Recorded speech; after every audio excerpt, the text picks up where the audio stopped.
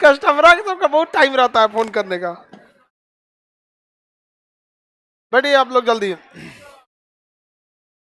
कितना बना? जगमोहन दाढ़ी कटवा लिया? हाँ, चलिए हम लोग लाइव हो जाते हैं। हल्ला नहीं करो। तुम लोग किसी को कुर्सी दे दे तो तोड़ देगी सभी सब। हल्का लड़की को दिया करो चेयर वगैरह, मत बैठा करो तुम लोग। लाइव करो जल्दी।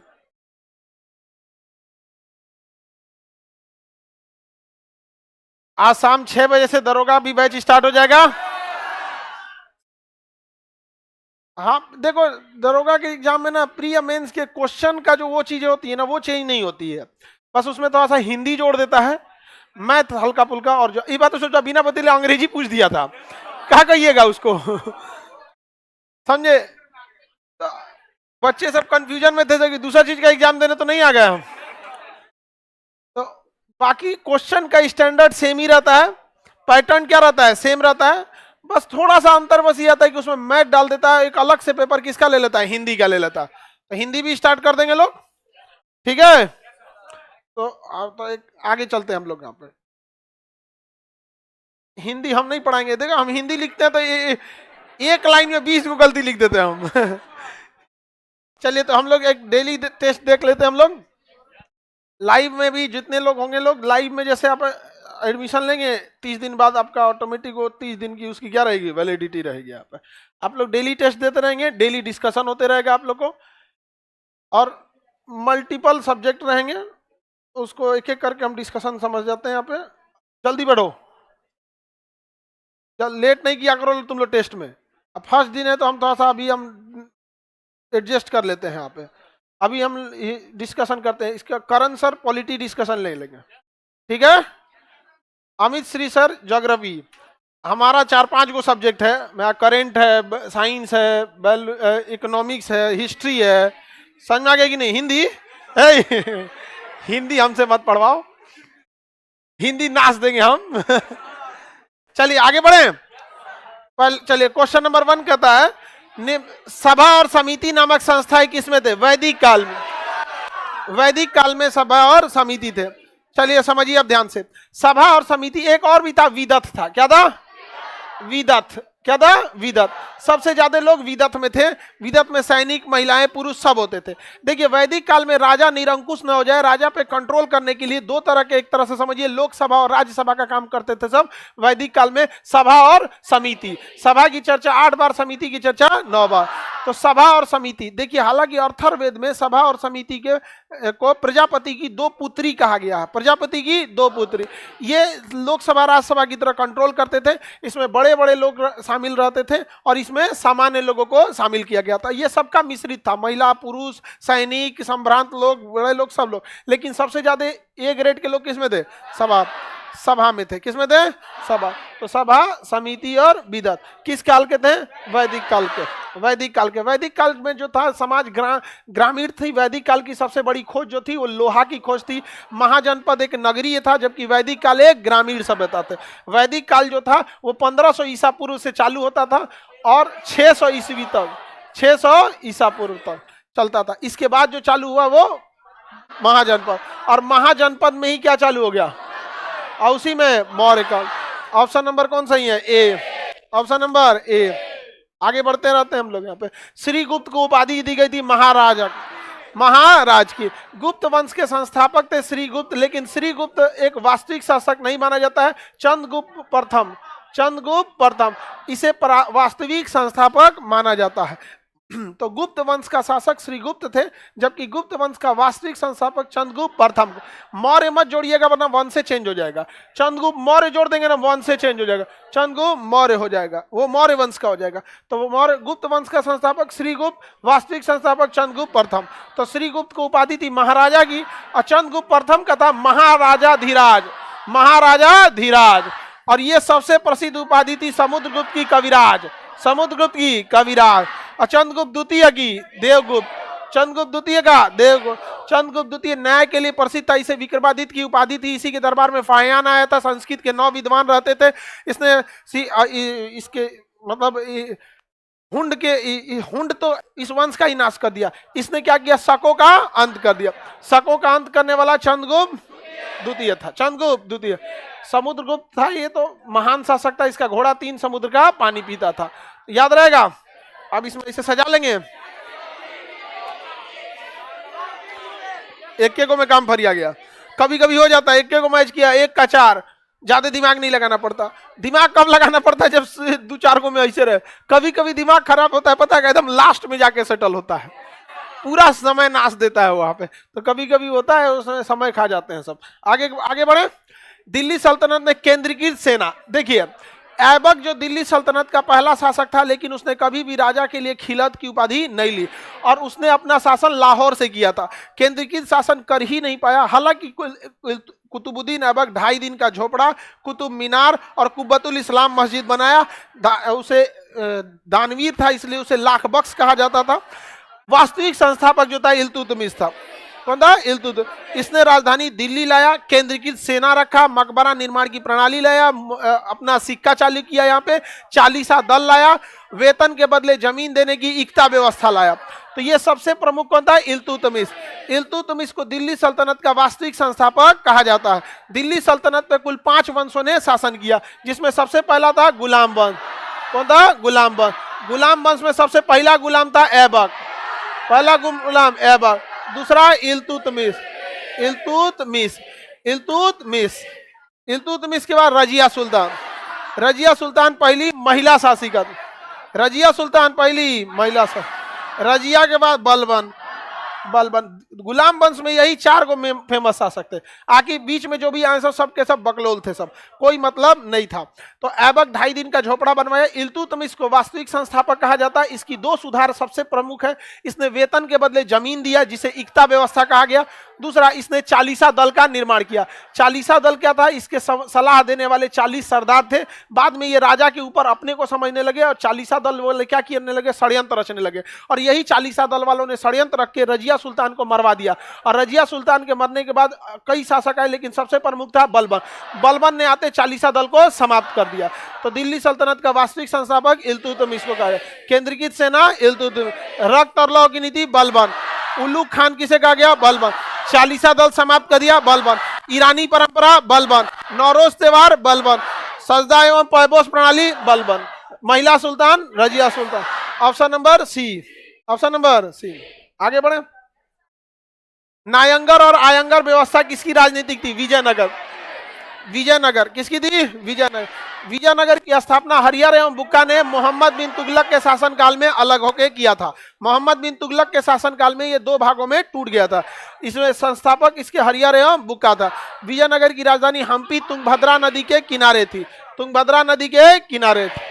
चलिए अब आगे बढ़ते हैं हम लोग। देखिए, नायंगर और आयंगर व्यवस्था क्या था? नायंगर व्यवस्था वेतन के बदले भूमि दे देते थे। क्या दे देते थे? भूमि। और आयंगर व्यवस्था जो था, हर गांव में सैनिक रखते थे लोग। क्या रखते थे? सैनिक, जो गांव की क्या करता था? सुरक्षा करता था। 12 से 14 सैनिकों की एक टुकड़ी रहती थी हर एक गांव में, जिससे कि उस गांव की सुरक्षा किया जा सके। तो नायंगर व्यवस्था और आयंगर व्यवस्था। इधर वेतन के बदले क्या दिया? भूमि।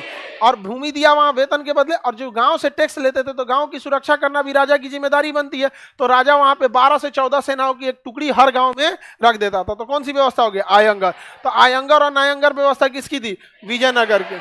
चोल साम्राज्य की नौसेना सबसे प्रमुख थी। चोल साम्राज्य में 2 चीज याद रखिएगा, नौसेना और स्थानीय स्वशासन। नौसेना सबसे मजबूत थी। स्थानीय स्वशासन मतलब मुखिया हो गया का चुनाव सबसे पहले इन्होंने ही क्या किया था? प्रारंभ किया था। किसने? चोल ने। बहमनी भी मोहम्मद बिन तुगलक के ही काल में अलग हुए थे सब। तो दक्षिण भारत में 2 राज्य मोहम्मद बिन तुगलक के काल में अलग हो गए। नीचे में हो गया विजयनगर, ऊपर में हो गया बहमनी। तो ये हो गया बहमनी, ये हो गया विजयनगर। ये दोनों अलग हुए थे मोहम्मद बिन तुगलक के काल में। हालांकि इन दोनों के बीच में युद्ध हुआ, तालीकोटा का युद्ध 1565। 1565 इसमें बहमनी ने कंप्लीट नाश दिया। किसको? विजयनगर। और तालीकोटा के युद्ध में विजयनगर का अंत हो गया। होयसल वंश की राजधानी द्वार समुद्र थी। अलाउद्दीन खिलजी भारत में सब जीत दिया, दक्षिण भारत में, लेकिन होयसल की राजधानी द्वार समुद्र नहीं जीत पाया। तो नायंगर और आयंगर व्यवस्था विजयनगर की। नायंगर और आयंगर व्यवस्था विजयनगर। ऑप्शन नंबर, अरे जो भी था जी देख लेना। देख लेना ऑप्शन क्या था, ऑप्शन नंबर सी। चलिए अब देखते हैं, वास्को डी गामा भारत में कौन सा कथन असत्य है? कौन सा है? असत्य। ऐसा क्वेश्चन से सबसे ज्यादा बचना है आप लोग को। 1498 में कालीकट आया था, जिसका केरल में था, एकदम सही है। 3 बार आया था, सही है। तीसरी बार मरिए गया था यहाँ पे, उसकी मृत्यु भारत में हुई थी, सही है। इसके समय दिल्ली में बहलोल लोधी का शासन था, नहीं, गलत है। बहलोल लोधी का शासन नहीं था, बहलोल लोधी मर चुके थे। बहलोल लोधी देखिए ये 1489 में बहलोल लोधी की क्या हो गई? मृत्यु हो गई। आइए भारत में आया 1498, उसके हाँ 1502 में दूसरी बार। तो पहली बार ही पूछ रहा है ना, जब दिल्ली सल्तनत में बहलोल लोधी का शासन था, तो पहली बार ये आया 1498 में। और जबकि बहलोल लोधी 1480, उल्टा बस इसको कर दीजिए, बस इसको उल्टा कर दीजिए, 9 इधर लगा दीजिए, 89 में आया था। तो बहलोल लोधी का शासन थोड़ी था वहां पर, लोधी वंश में संस्थापक थे बहलोल लोधी। तो गलत पूछ रहा है ना, कौन हो गया? बहलोल लोधी नहीं था यहाँ पे। ऑप्शन नंबर उसमें था डी, डी ना, बी, डी, ये हो गया। अच्छा इसका बता रहे हैं आप लोग, अब अल्लाह नहीं करो, 2 बार आया था, तीसरी बार आके मर गया। हाँ 1498, 1502 और 1524 में आया ना, मरिए गए यहीं आके, ठीक है। तो बता तो रही थी तुमको दादी अम्मा, मानिए नहीं रही थी ये। चलिए आगे बढ़ते हम लोग। सहायक संधि के जनक, देखिए सहायक संधि का यूज वेलेजिली ने किया था, लेकिन सहायक संधि को फ्रांसिस गवर्नर डुप्ले ने यूज किया था। किसने किया था? डुप्ले। सहायक संधि के जनक कहेगा तो डुप्ले। देखिए सहायक संधि थी, अंग्रेजों ने भारतीयों को धोखा देने के लिए बहुत बेहतरीन संधि किया था। कहा था कि आपके ऊपर रक्षा करने के लिए हम अंग्रेजी सेना दे देते हैं, आप ब्रिटिश सेना को अपने यहाँ रख लीजिए। अब यहाँ के राजा बकलोल सब ब्रिटिश सेना को रख लेते थे, वो धीरे धीरे उनकी कमजोरी भांप लेता था, और उनके कौन दुश्मन है कौन दोस्त है वो रणनीति देखते देखते एक समय ऐसा आता था कि अंग्रेजी सेना पे वो डिपेंडेंट हो जाते थे और अंग्रेजी सेना उसको अपने अधीन कर लेती थी। सबसे पहले इसको प्रयोग किया था फ्रांसिस गवर्नर डुप्ले ने, बाद में इसे किसने अपना लिया? वेलेजिली ने। अब चूंकि फ्रांसिस जो फ्रांस वाले थे सब, वो 1760 के वांडीवास के युद्ध में ब्रिटिशर्स के हाथ में पूरी तरह से हार गए थे। तो वांडीवास के युद्ध में पूरी तरह से क्या हो गया? हार गए। तो फ्रांसिस का तो पूरा बोरिया बिस्तर समेटा गया। तो फ्रांसीसियों का जो ये था सहायक संधि की जो नीति थी, उसको किसने अपना लिया? अंग्रेजों ने। और उस समय अंग्रेज का गवर्नर कौन था? वेलेजिली। बंगाल का शेर किसे कहते हैं? वेलेजिली। बंगाल का शेर किसे कहते हैं? लॉर्ड लॉर्ड मत लगाया करो, वेलेजिली बोला करो चुपचाप। हाँ लॉर्ड नहीं बोलना है, इज्जत दोगे इतना। वेलेजिली। आगे घेरे की नीति वॉरेन हेस्टिंगस। घेरे की नीति वॉरेन हेस्टिंग। देखिए समझिए ध्यान से, तुम लोग हल्ला मत किया कर, डिस्कशन तुम लोग को कराना है कि हमको? बीच में तुम लोग हल्ला करने लगता है। यहाँ पे सुबह से क्लास लेने के बाद गला बजने लगता है, उस पे से तुम लोग हल्ला करता है इतना। समझो, सुनो ध्यान से। गलती क्या करते हैं आप लोग ना, 2 गलती आप लोग करिएगा। एक, रेगुलरिटी अगर मेंटेन नहीं करेंगे तो आप नाश हो जाएंगे, आपको इसका खामियाजा भुगतने को मिलेगा। टेस्ट सीरीज एक होम्योपैथी की दवा है, 3 महीना के बाद असर दिखता है और जड़ से खत्म कर देता है बीमारी को। इसलिए जिंदा रह रहे हैं तो टेस्ट सीरीज ज्वाइन करते रहे। जब तक आप जिंदा हैं आप यहाँ पे रहिए। जिंदा मतलब पटना में है तब तक रहिए, चाहे जैसे भी हैं, बीमार हैं वो है, उससे मतलब नहीं। आप सुनते सुनते सुनते सुनते रिवाइज हो जाएगा आप लोग को। समझ में आ गया कि नहीं आ गया? हम लोग भी जब पढ़ाई स्टार्ट किए थे लोग ना, तो हम लोग के समय में भी क्या था कि भूल जाते थे लोग। दिमाग का अपनी एक लिमिटेशन होता है, कितना चीज दिमाग में खोपड़िया में याद। एक कस्टमर परेशान कैले है।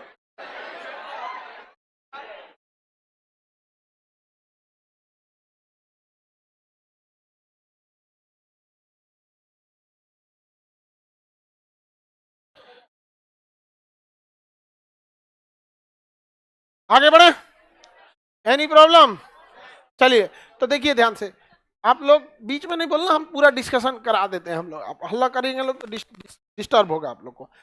अंग्रेज जो था ना, वॉरेन हेस्टिंगस, जैसे कोई साम्राज्य पे कब्जा किया है, ठीक है, तो इसको डर था कि कहीं हमारे इस साम्राज्य को कोई छीन ना ले जाए। तो इसके अगल बगल के जो दूसरे राज्य थे, अगल बगल वाले राज्य, अगल बगल के, उसकी रक्षा करता था।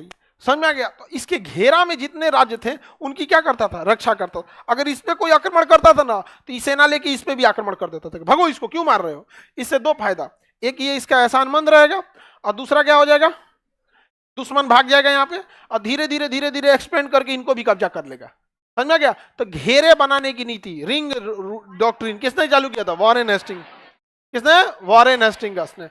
राज्य हड़प नीति दलहौजी, राज हड़प नीति दलहौजी। आधुनिक भारत का जनक Dalhousie. PWD department Dalhousie. Rail और डाक व्यवस्था दलहौजी। वुड डिस्पैच का नियम दलहौजी ने लाया था। सबसे पहले हड़पा था सतारा को, सबसे पहले सतारा को हड़पा था। समझ में आ गया कि नहीं आ गया। और इसमें क्वेश्चन पूछता है किस आधार पर हड़पा था, तो दो जगह। सिक्किम को हड़पा था गलत भेदभाव का आरोप लगा के, कहा कि सिक्किम अंग्रेजों की इज्जत नहीं करता है, डॉक्टरों की इज्जत नहीं करता है, सिक्किम को हड़प लेते हैं। और लखनऊ को हड़प लिया कि आप लोग का शासन अच्छा नहीं है, व्यवस्था ठीक नहीं है, कुशासन के आधार पर हड़प लिया। और इसने एक नियम बनाया था कि जमींदारी व्यवस्था समाप्त हो जाएगी, जिस कारण कुंवर सिंह ने लौजी का क्या किया था, विरोध किया था। और साथ में इसने एक नियम बना दिया कि कोई भी गोद लिया हुआ लड़का को साम्राज्य नहीं दिया गया, जिस कारण झांसी की रानी अपने गोद लिए हुए बच्चे को राजा नहीं बना पाई। और दूसरा, अंतिम पेशवा नाना साहब के जो थे वो भी गोद लिए हुए लड़के थे, वो भी पेशवा नहीं बन पाए, जिस वजह से उन लोगों ने विरोध कर दिया। तो लॉर्ड डलहौजी ने किया, जिसके कारण 1857 का विद्रोह हो गया। जमींदारी व्यवस्था को कार्नवालिस। हालांकि जमींदारी व्यवस्था को हम अस्थाई बंदोबस्त कहते हैं। क्या कहेंगे, अस्थाई बंदोबस्त। तो अस्थाई बंदोबस्त किसने चालू किया था, कार्नवालिस। वही अस्थाई बंदोबस्त में जमीन का अधिकार किसको दे दिया गया था, जमींदारों को दे दिया गया था। तो इसमें कौन सा होगा, लॉर्ड कार्नवालिस। कौन होंगे, लॉर्ड कार्नवालिस। तो इसमें कौन सा हो गया भैया,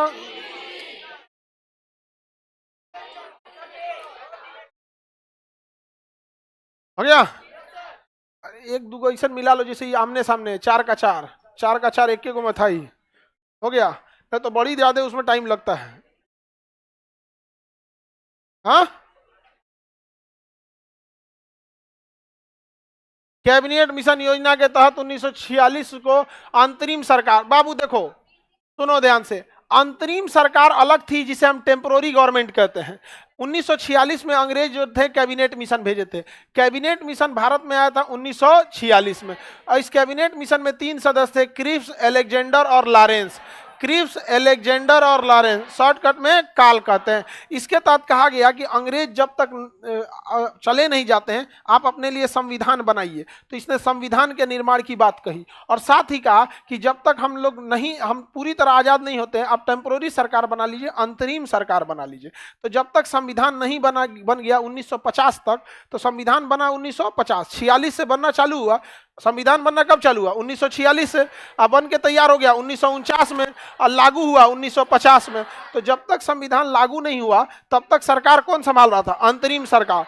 और जब संविधान लागू हो गया तो उसके बाद चुनाव हुआ 1951 और 52 में सुकुमार सेन के नेतृत्व में। तो अंतरिम सरकार में मंत्री पूछ रहा है,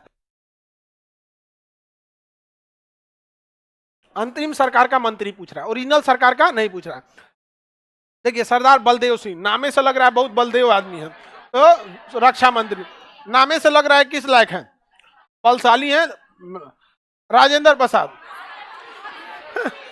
आजादी के टाइम से बिहार को उसी नजर से देखता था सब। अच्छा बिहार बनाना है, खेती उती दे दो, दे दिया राजेंद्र प्रसाद को। कौन जी, खेती, बिहार को खेतिहरी में दे दिया। समझ में आ गया कि नहीं आ गया। अब सरदार वल्लभ भाई पटेल, गृह मंत्रालय, गृह और सूचना, गृह और सूचना। यहां देखिए चक्रवर्ती राजगोपालाचारी शिक्षा मंत्री, और यहां आप फंसेंगे, समझिएगा ध्यान से। अंतरिम सरकार में शिक्षा मंत्री राजगोपालाचारी थे, लेकिन 1950 में जब संविधान लागू हुआ, जब सरकार बनी चुनाव के द्वारा, तब उस समय के शिक्षा मंत्री थे मौलाना अबुल कलाम आजाद, मौलाना अबुल कलाम आजाद। और अंतरिम सरकार में राजगोपालाचारी। तो दोनों में जब कभी सिंगल क्वेश्चन पूछ दे कि इस भारत के प्रथम शिक्षा मंत्री, तो भारत के प्रथम शिक्षा मंत्री कह रहा है तो मौलाना अबुल कलाम आजाद, और कहेगा अंतरिम सरकार में शिक्षा मंत्री राजगोपालाचारी। देखिए दोनों मिल गया एक में। सी सही है, हाँ तब सी सही है। कौन सही है, सी सही है। आगे बढ़ जाए। ये तो संविधान बना था ना, अरे 49 की जगह भी हाँ, अरे समझो जी तुम लोग इतना मार कमेंटों में करा सर जी 46 से 49 लिखिए, यहाँ लिखे ना 46। अच्छा रुको, चलो हो गया। अब बताओ गलत है, नहीं है, अब गलत नहीं है। किसी को दिक्कत नहीं। अगला, बिहार में चौकीदारी कर निम्नलिखित में किस आंदोलन का हिस्सा था? सविनय अवज्ञा आंदोलन। किस आंदोलन का हिस्सा था? सविनय अवज्ञा आंदोलन। सविनय अवज्ञा आंदोलन। देखिए, दांडी मार्च के बाद कौन सा आंदोलन हुआ? हर आंदोलन किसी ना किसी का एक जवाब था। जैसे बंगाल का जब विभाजन हुआ ना, बंगाल विभाजन, तो कौन सा आंदोलन हो गया? स्वदेशी आंदोलन। जब जलियांवाला बाग हुआ, जलियांवाला बाग, तो कौन सा हो गया? असहयोग आंदोलन। महात्मा गांधी जी ने जब दांडी मार्च किया तो सविनय अवज्ञा आंदोलन, सविनय अवज्ञा। और जब द्वितीय विश्व युद्ध हुआ, भारत छोड़ो, द्वितीय विश्व युद्ध, इसे क्रिप्स प्रस्ताव कह सकते हैं। क्रिप्स प्रस्ताव जो था, क्रिप्स ऐसे लिखाएगा, ऐसे लिखाएगा, क्रिप्स। क्रिप्स प्रस्ताव के विरोध में क्या हुआ? भारत छोड़ो। तो सबका पूछता है, बंगाल विभाजन के बाद स्वदेशी आंदोलन, जलियांवाला बाग, दांडी मार्च के बाद सविनय अवज्ञा आंदोलन। सविनय अवज्ञा आंदोलन में लड़कियों की मंजरी सेना थी। किसे? मंजरी सेना।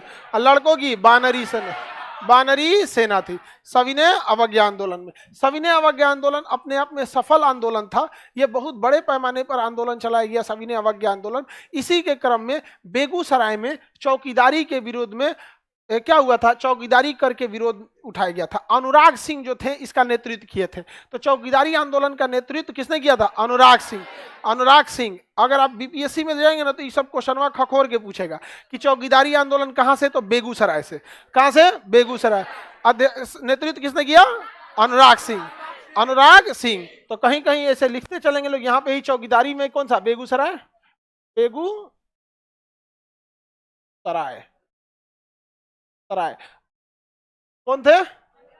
अनुराग सिंह। अध्यक्षता किसने किया था? अनुराग सिंह। असहयोग आंदोलन, सविनय अवज्ञा आंदोलन बिहार के क्षेत्र में 3 महत्वपूर्ण घटनाओं को अंजाम देता है। एक जो हो गया चौकीदारी, कौन हो गया? चौकीदारी। अध्यक्षता कौन कर दिया? अनुराग सिंह। अनुराग सिंह। दूसरा, इसी समय क्या हुआ?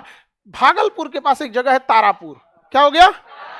तारापुर। आप लोग जो भागलपुर के आसपास के होंगे उनको आइडिया होगा, तारापुर वहां भागलपुर के पास जगह है। वहां पे अंग्रेजों ने ना गोली चला दी, जिसमें 15 लोगों की क्या हो गई? मृत्यु हो गई। 15 लोग की क्या हो गई? मृत्यु हो गई। इस घटना को बिहार का जलियांवाला बाग कहा जाता है। तारापुर में असहयोग सविनय अवज्ञा आंदोलन के दौरान चलाई गई गोली से जो 15 लोगों की मृत्यु हुई, उसे बिहार का जलियांवाला बाग कहा जाता है। क्वेश्चन, ये सब क्वेश्चन जब डिटेल से होता है ना, तो जब बिहार स्पेशल क्वेश्चन पूछता है ना, तो उस समय ये क्वेश्चन पूछ देता है। समझ आ गया कि नहीं? जैसे मेंस वगैरह में अब बिहार स्पेशल हो जाता है, या फिर बीपीएससी में तो अच्छा खासा क्वेश्चन बिहार स्पेशल का होता है। तो बिहार का जलियांवाला बाग किसे कहेंगे? तारापुर को कहें। किस दौरान हुआ था? सविनय अवज्ञा आंदोलन। सविनय अवज्ञा आंदोलन। और इसी में छपरा जेल में नंगा विद्रोह कर दिया था सब। छपरा जेल में, छपरा जेल में, छपरा जेल के कैदियों ने ना नंगा हड़ताल कर दिया, कहा कि हम उघारे रहते। समझ में आ गया कि नहीं? अच्छा, वो कैदी था सब वहां पे जेल के अंदर का, हम भारत का कपड़ा चाहिए यहाँ पर। समझ में आ गया कि नहीं आ गया? तो 3 प्रमुख घटना आपको याद रखना है। ऑप्शन इसमें कौन सा ही होगा? सविनय अवज्ञा आंदोलन, ऑप्शन नंबर सी। सविनय अवज्ञा आंदोलन महात्मा गांधी बीच में छोड़कर और द्वितीय गोलमेज सम्मेलन में भाग लेने चले गए थे। गोलमेज सम्मेलन में क्या करने गए? गोलमेज सम्मेलन में भाग लेने चले गए थे। बाद में आए तो महात्मा गांधी को जेल डाल दिया गया और सविनय अवज्ञा आंदोलन समाप्त हो गया। समाप्त हो गया। समझ में आ गया? असहयोग आंदोलन तो महात्मा गांधी चौरी चौरा हत्याकांड के कारण क्या कर दिए थे? बंद कर दिए थे। चौरी चौरा हत्याकांड हुआ, जिस कारण महात्मा गांधी ने क्या कर दिया? असहयोग आंदोलन वापस ले लिया। हिंसा नहीं करना था उनको। देखिए, आप कभी भी दिमाग में बैठा के रख लीजिए कि सरकार से आप हिंसा करके नहीं जीत सकते, और आपको विश्वास न हो तो अपने ही सरकार के खिलाफ तनी हिंसा कीजिए। उठा के मारेगा, आपको जेल में भेज देगा। तो गुलामी में क्या हाल होगा? अभी के लोग जो हैं गांधी जी को कहते हैं कि हिंसा क्यों नहीं कर रहे थे, तुम ही करके देख लो। आज ही के डेट में आप तनी सरकार से कहिए ना, महंगाई बढ़ रही है, हम हिंसा करते हैं, तनी आंदोलन करिए, बंदूक लेके देख लेते हैं, महंगाई ज्यादा हो गया है। कभी नहीं सुनेगा, बल्कि और जल्दी शांत कर देगा। और वही अगर आप अहिंसा का रास्ता चुन लेते हैं कि महंगाई बढ़ गया है, अब हम सब लोग एक के रोटी खा के, दुइये रोटी खा के रहेंगे लोग। आप दो रोटी खा के अगर पूरा गांव अगर 1 महीना बस इसी पे रह जाएगी, दुइये रोटी खा रहे हैं, पक्का आधा गांव बीमार पड़ जाएगा। और देखिए, सरकार को महंगाई पे कुछ ना कुछ ठोस कदम उठाना पड़ेगा। लेकिन भारत में क्या है ना कि लोगों का शिक्षा जो दिया जाता है वो मार्कशीट बन के रह गया है, वो सोच ही विकसित नहीं हुई है। आप महंगाई तो नहीं, हिंसा से कम करा के दिखा दीजिए ना, मार मारेगा आपको इतना व्यवस्था से कि जिसका कोई हद नहीं। तो इसलिए महात्मा गांधी की मजबूरी थी क्या करना, अहिंसा करना। वरना जितने लोग हिंसा किए थे उनका ज्यादा देर टेन्योर नहीं रहा।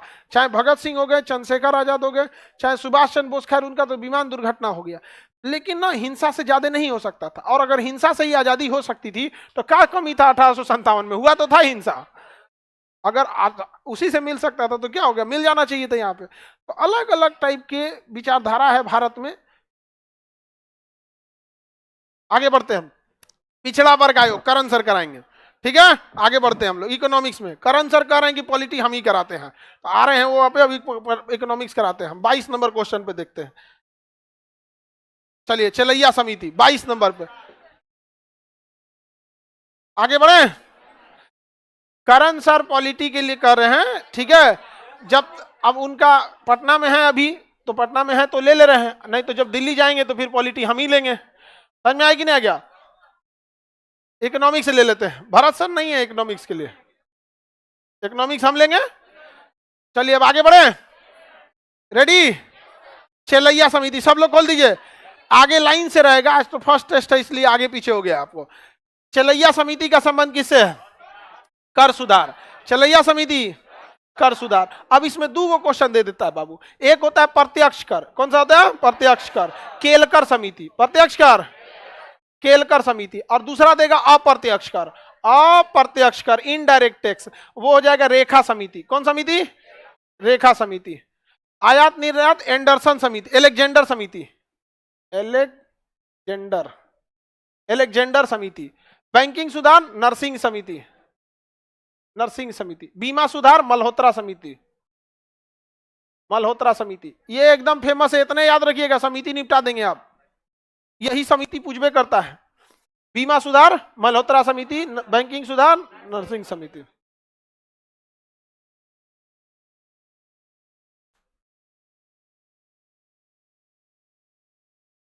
हो गया।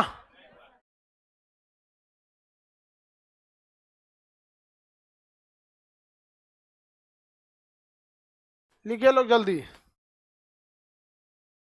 लिख लीजिए लोग, टाइम देते हैं। ऑनलाइन वाले भी लिख लो।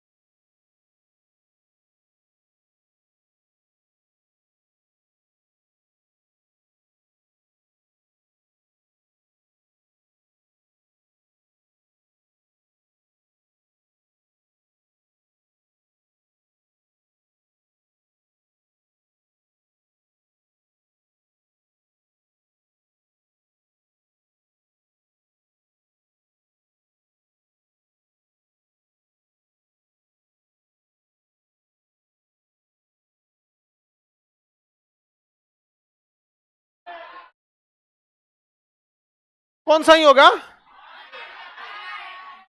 ऑनलाइन वाले लोग सब लोग अपना क्लास करते रहिए ऑनलाइन।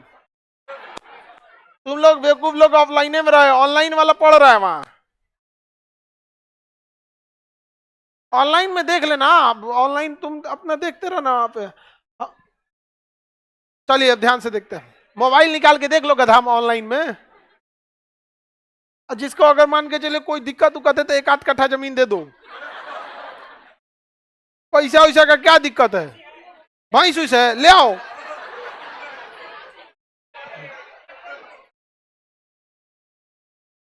किस देश की मुद्रा रुपया है? भारत। हाँ, सेशेल्स। रूफिया है उसका, रूफिया, रुपया नहीं, रूफिया है। मालदीव का रूफिया है, रूफिया, रुपया नहीं है, रूफिया है। बांग्लादेश का टाका, बांग्लादेश का टाका। निगुल्ट्रम, भूटान का निगुल्ट्रम, इसका रूफिया, रूफिया, रुपया पूछ रहा है। Option number B. किस पंचवर्षीय योजना के तहत राउरकेला स्टील प्लांट लगा था? कौन सी पंचवर्षीय है? दूसरी पंचवर्षीय योजना। तीसरा में लगा था बोकारो, तीसरा में लगा था बोकारो, बोकारो। तीसरा में कौन लगा था? बोकारो। आइए, राउरकेला पूछ रहा है ना। दूसरा, भारी उद्योग पीसी महाल नोविस, दूसरी पंचवर्षीय योजना पीसी महाल नोविस मॉडल पर आधारित थी। किस मॉडल पर? पीसी महाल नोविस मॉडल पर आधारित थी। पहली पंचवर्षीय योजना 1951 से 56, 1951 से 56। दूसरी पंचवर्षीय योजना 56 से लेकर 61, 56 से 61। ये था हेराल्ड डोवर मॉडल पर, और ये पीसी महाल नोविस पर। इसमें मुख्य ध्यान कृषि पर दिया गया, इसमें मुख्य ध्यान उद्योग पर दिया, भारी उद्योग पर। तीसरी पंचवर्षीय योजना 61 से लेकर 66, 61 से लेकर 66। तो तीसरी पंचवर्षीय योजना में लगा था बोकारो स्टील प्लांट। कौन सा? बोकारो। हाँ, ज्यादातर स्टील प्लांट किसमें लगे हैं? दूसरी में। जितना, क्योंकि भारी उद्योग के लिए उसी में रखा गया था, एलोकेट किया गया था। राउरकेला स्टील प्लांट जो है वो उड़ीसा में स्थित है। राउरकेला स्टील प्लांट किसके सहयोग से बनाया गया? लो,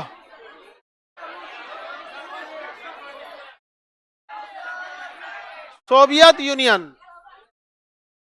दुर्गापुर ब्रिटेन, दुर्गापुर ब्रिटेन के सहयोग से। दूसरी पंचवर्षीय योजना किस मॉडल पर आधारित थी?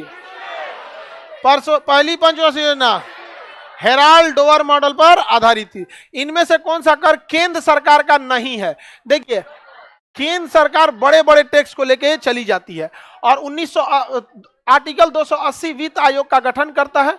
वित्त आयोग क्या कहता है कि केंद्र सरकार जिस राज्य से टैक्स वसूल के लाएगा उस राज्य को 42% लौटा देगा। यानी हम लोग जो हैं, हम लोग को अगर ज्यादा टैक्स चाहिए केंद्र सरकार से तो हमें ज्यादा देना भी पड़ेगा केंद्र सरकार को, और उसका 42% टैक्स लौटा दिया जाएगा आर्टिकल 280 वित्त आयोग के तहत। अब हम लोग कुछ पर्सनल टैक्स लगाते हैं जो राज्य सरकार का होता है। व्यक्तिगत कर, इसे इनकम टैक्स कहेंगे, आयकर, इनकम टैक्स पैन कार्ड पे लिया जाता है, ये केंद्र सरकार का है। जीएसटी केंद्र सरकार का है। मनोरंजन राज्य सरकार का है। निगम कर केंद्र सरकार का। निगम कर हमेशा लगता है बड़े उद्योग पे, जो बड़ा बड़ा उद्योग रहेगा ना उस पे क्या लगेगा? निगम कर। मनोरंजन कर कौन लगाता है? राज्य सरकार, राज्य सरकार लगाएगी, और ये ज्यादातर सिनेमा घरों पे लगाया जाता है। इसलिए अगर कोई राज्य सरकार अपने सिनेमा घर से मनोरंजन टैक्स हटा लेगी तो उसका टिकट सस्ता हो जाएगा। तो आप सुनते होंगे कुछ मूवी है जिसको कह देते हैं लोग टैक्स फ्री है। क्या है? टैक्स फ्री मूवी है, उसको टैक्स फ्री कर देते हैं। कई मूवी होते हैं जिसे सरकार क्या कर देती है? टैक्स फ्री कर देती है। समझ में आ गया कि नहीं आएगा? अभी हाल में कोई मूवी टैक्स फ्री की थी कि नहीं?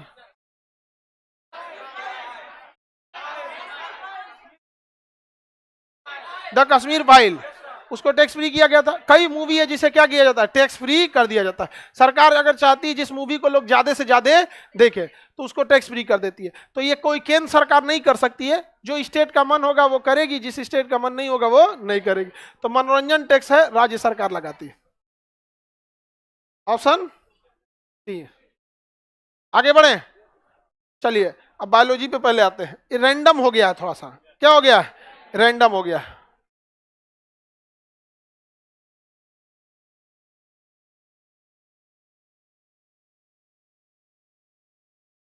लिम्फ 33 नंबर आइए, 33 नंबर, 33 नंबर आते रहेंगे। समझ में आ गया? 33 से अब देखते हैं के बार लासिका। देखिए, लिम्फ बोलते हैं लासिका, क्या कहते हैं? लिम्फ। ये बीमारियों से रक्षा करने का एक अलग उपाय है डब्ल्यूबीसी के अलावा। हमारी बीमारियों की रक्षा डब्ल्यूबीसी करता है, लिम्फ करता है और एंटीबॉडी करता है। कौन करता है? एंटीबॉडी करता है, एंटीबॉडी। तीन चीज हमारी बीमारियों से क्या करता है, रक्षा करता है। तो डब्ल्यूबीसी तो ब्लड का हिस्सा है। लिम्फ जो होता है येलो कलर का होता है, ये इसमें आरबीसी नहीं होता है, ये आरबीसी नहीं होता है। तो कह रहा है कि इसमें से कौन सी परिभाषा दी जा सकती, किसकी, लासिका या लिम्फ की। लाल रुधिर कणिका से रहित, रहित मतलब नहीं, रहित मतलब नहीं, तो सही हो जाएगा कि नहीं हो जाएगा। तो बताइए लिम्फ किस कलर का होता है, येलो कलर का। किस कलर का होता है, येलो कलर का, वो लाल कलर का नहीं होता है। समझ में आ गया कि नहीं? लिम्फ में जो होता है वो बीमारियों से लड़ने वाला गुण डब्ल्यूबीसी होता है। समझ में आ गया कि नहीं आ गया? तो ऐसा नहीं है कि आप उसे डब्ल्यूबीसी रहित कर देंगे यहाँ पे, उसमें बस क्या नहीं होता है, आरबीसी नहीं होता है, रेड कलर का नहीं होता है, आरबीसी रेड कलर का नहीं होता है। बीमारियों से लड़ने का काम लिम्फ करता है, और लिम्फ का होना जरूरी है। अगर जिस एरिया का लिम्फ खराब हो जाएगा ना, वो एरिया में पोलियो हो जाएगा। तो पोलियो बीमारी में मेनली क्या प्रभावित होता था, लिम्फ प्रभावित होता। क्या प्रभावित होता था, लिम्फ प्रभावित होता था। क्या प्रभावित होता था, लिम्फ। किसमें, पोलियो में। समझ में आ गया कि नहीं आ गया? पोलियो में क्या प्रभावित होता है, लिम्फ प्रभावित हो जाता है। ऑप्शन नंबर कौन सा होगा, ए। ऑप्शन नंबर ए। आंखों का वह भाग जिससे वर्णक मतलब होता है कलर, वर्णक का मतलब होता है कलर। व्यक्ति की आंखों में क्या होता है, आइरिस। क्या हो गया, आइरिस। देखिए आंखों का ये वाला भाग जो होता है, ये वाला, ये व्हाइट कलर वाला, इसे स्क्लेरा कहते हैं। क्या कहते हैं, स्क्लेरा। और कलरफुल जो होता है वो होता है आइरिस। जैसे नीली आंखें देखे हैं, अरे केकर नीला आंख देख लिया, किसी किसी का नीला आंख हो जाता है। देखिए आंख जो होते हैं सब, किसी का ये आइरिस ब्लैक होता है। इंडिया में ज्यादातर लोग का आइरिस क्या होता है, ब्लैक, और नहीं तो किसी का ब्राउन होता है। क्या होता है, ब्राउन। किसी किसी का नीला होता है, किसी किसी का क्या होता है, नीला।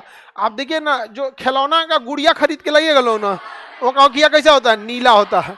समझ आ गया कि ना? और उसका भाव होता है जिसे लगता है छज्जा निकलल है, देखे नोच दो इसे। गुड़िया को इसे सुताइएगा, नौकिया बंद कर लेती है उसमें, ओके जात दीजिएगा तो चिल्लाने के उसे सीटी लगे रहता है। तो ये आइरिस जो होता है यही कलर देता है। इंडिया में ज्यादातर लोग का आइरिस जो है वो 80% का ब्लैक है, कुछ का क्या है, ब्राउन है, और ब्लू बहुत कम का ही है, ब्लू कम का है। पता नहीं किसका होता है नीला, हम लोग यहाँ तो नहीं देखे हम लोग। वो सॉरी रहेगा, नागिन जब बनती थी श्रीदेवी ना तो हम यहाँ पे उधर हम इस पूरी लेके पहुंचता था बीम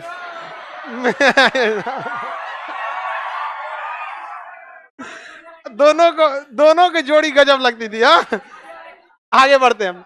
तो आइरिस ही कलर डिसाइड करता है। बाकी एरिया जो होता है, आइरिस के अंदर एक पुपिल्स होता है, वो हर हाल में काला ही होगा, चाहे आपका काले रंग का आंख हो, भूरे रंग का आंख हो, या नीले रंग का आंख हो, या आंख ना हो, आपका क्या होगा, वो काले रंग का ही होगा। कौन, पुपिल्स। तो पुपिल्स हमेशा क्या होता है, काले रंग का होता है, जिसे पुतली कहते हैं। और इसके बाहर एक झिल्ली लगी होती है, उस झिल्ली को हम कार्निया कहते हैं। इसके बाहर एक झिल्ली रहती है, उस झिल्ली को क्या कहते हैं, कार्निया कहते हैं। आंखों के बाहर की झिल्ली क्या कहलाई, नेत्रदान के समय हम क्या देते हैं, कार्निया।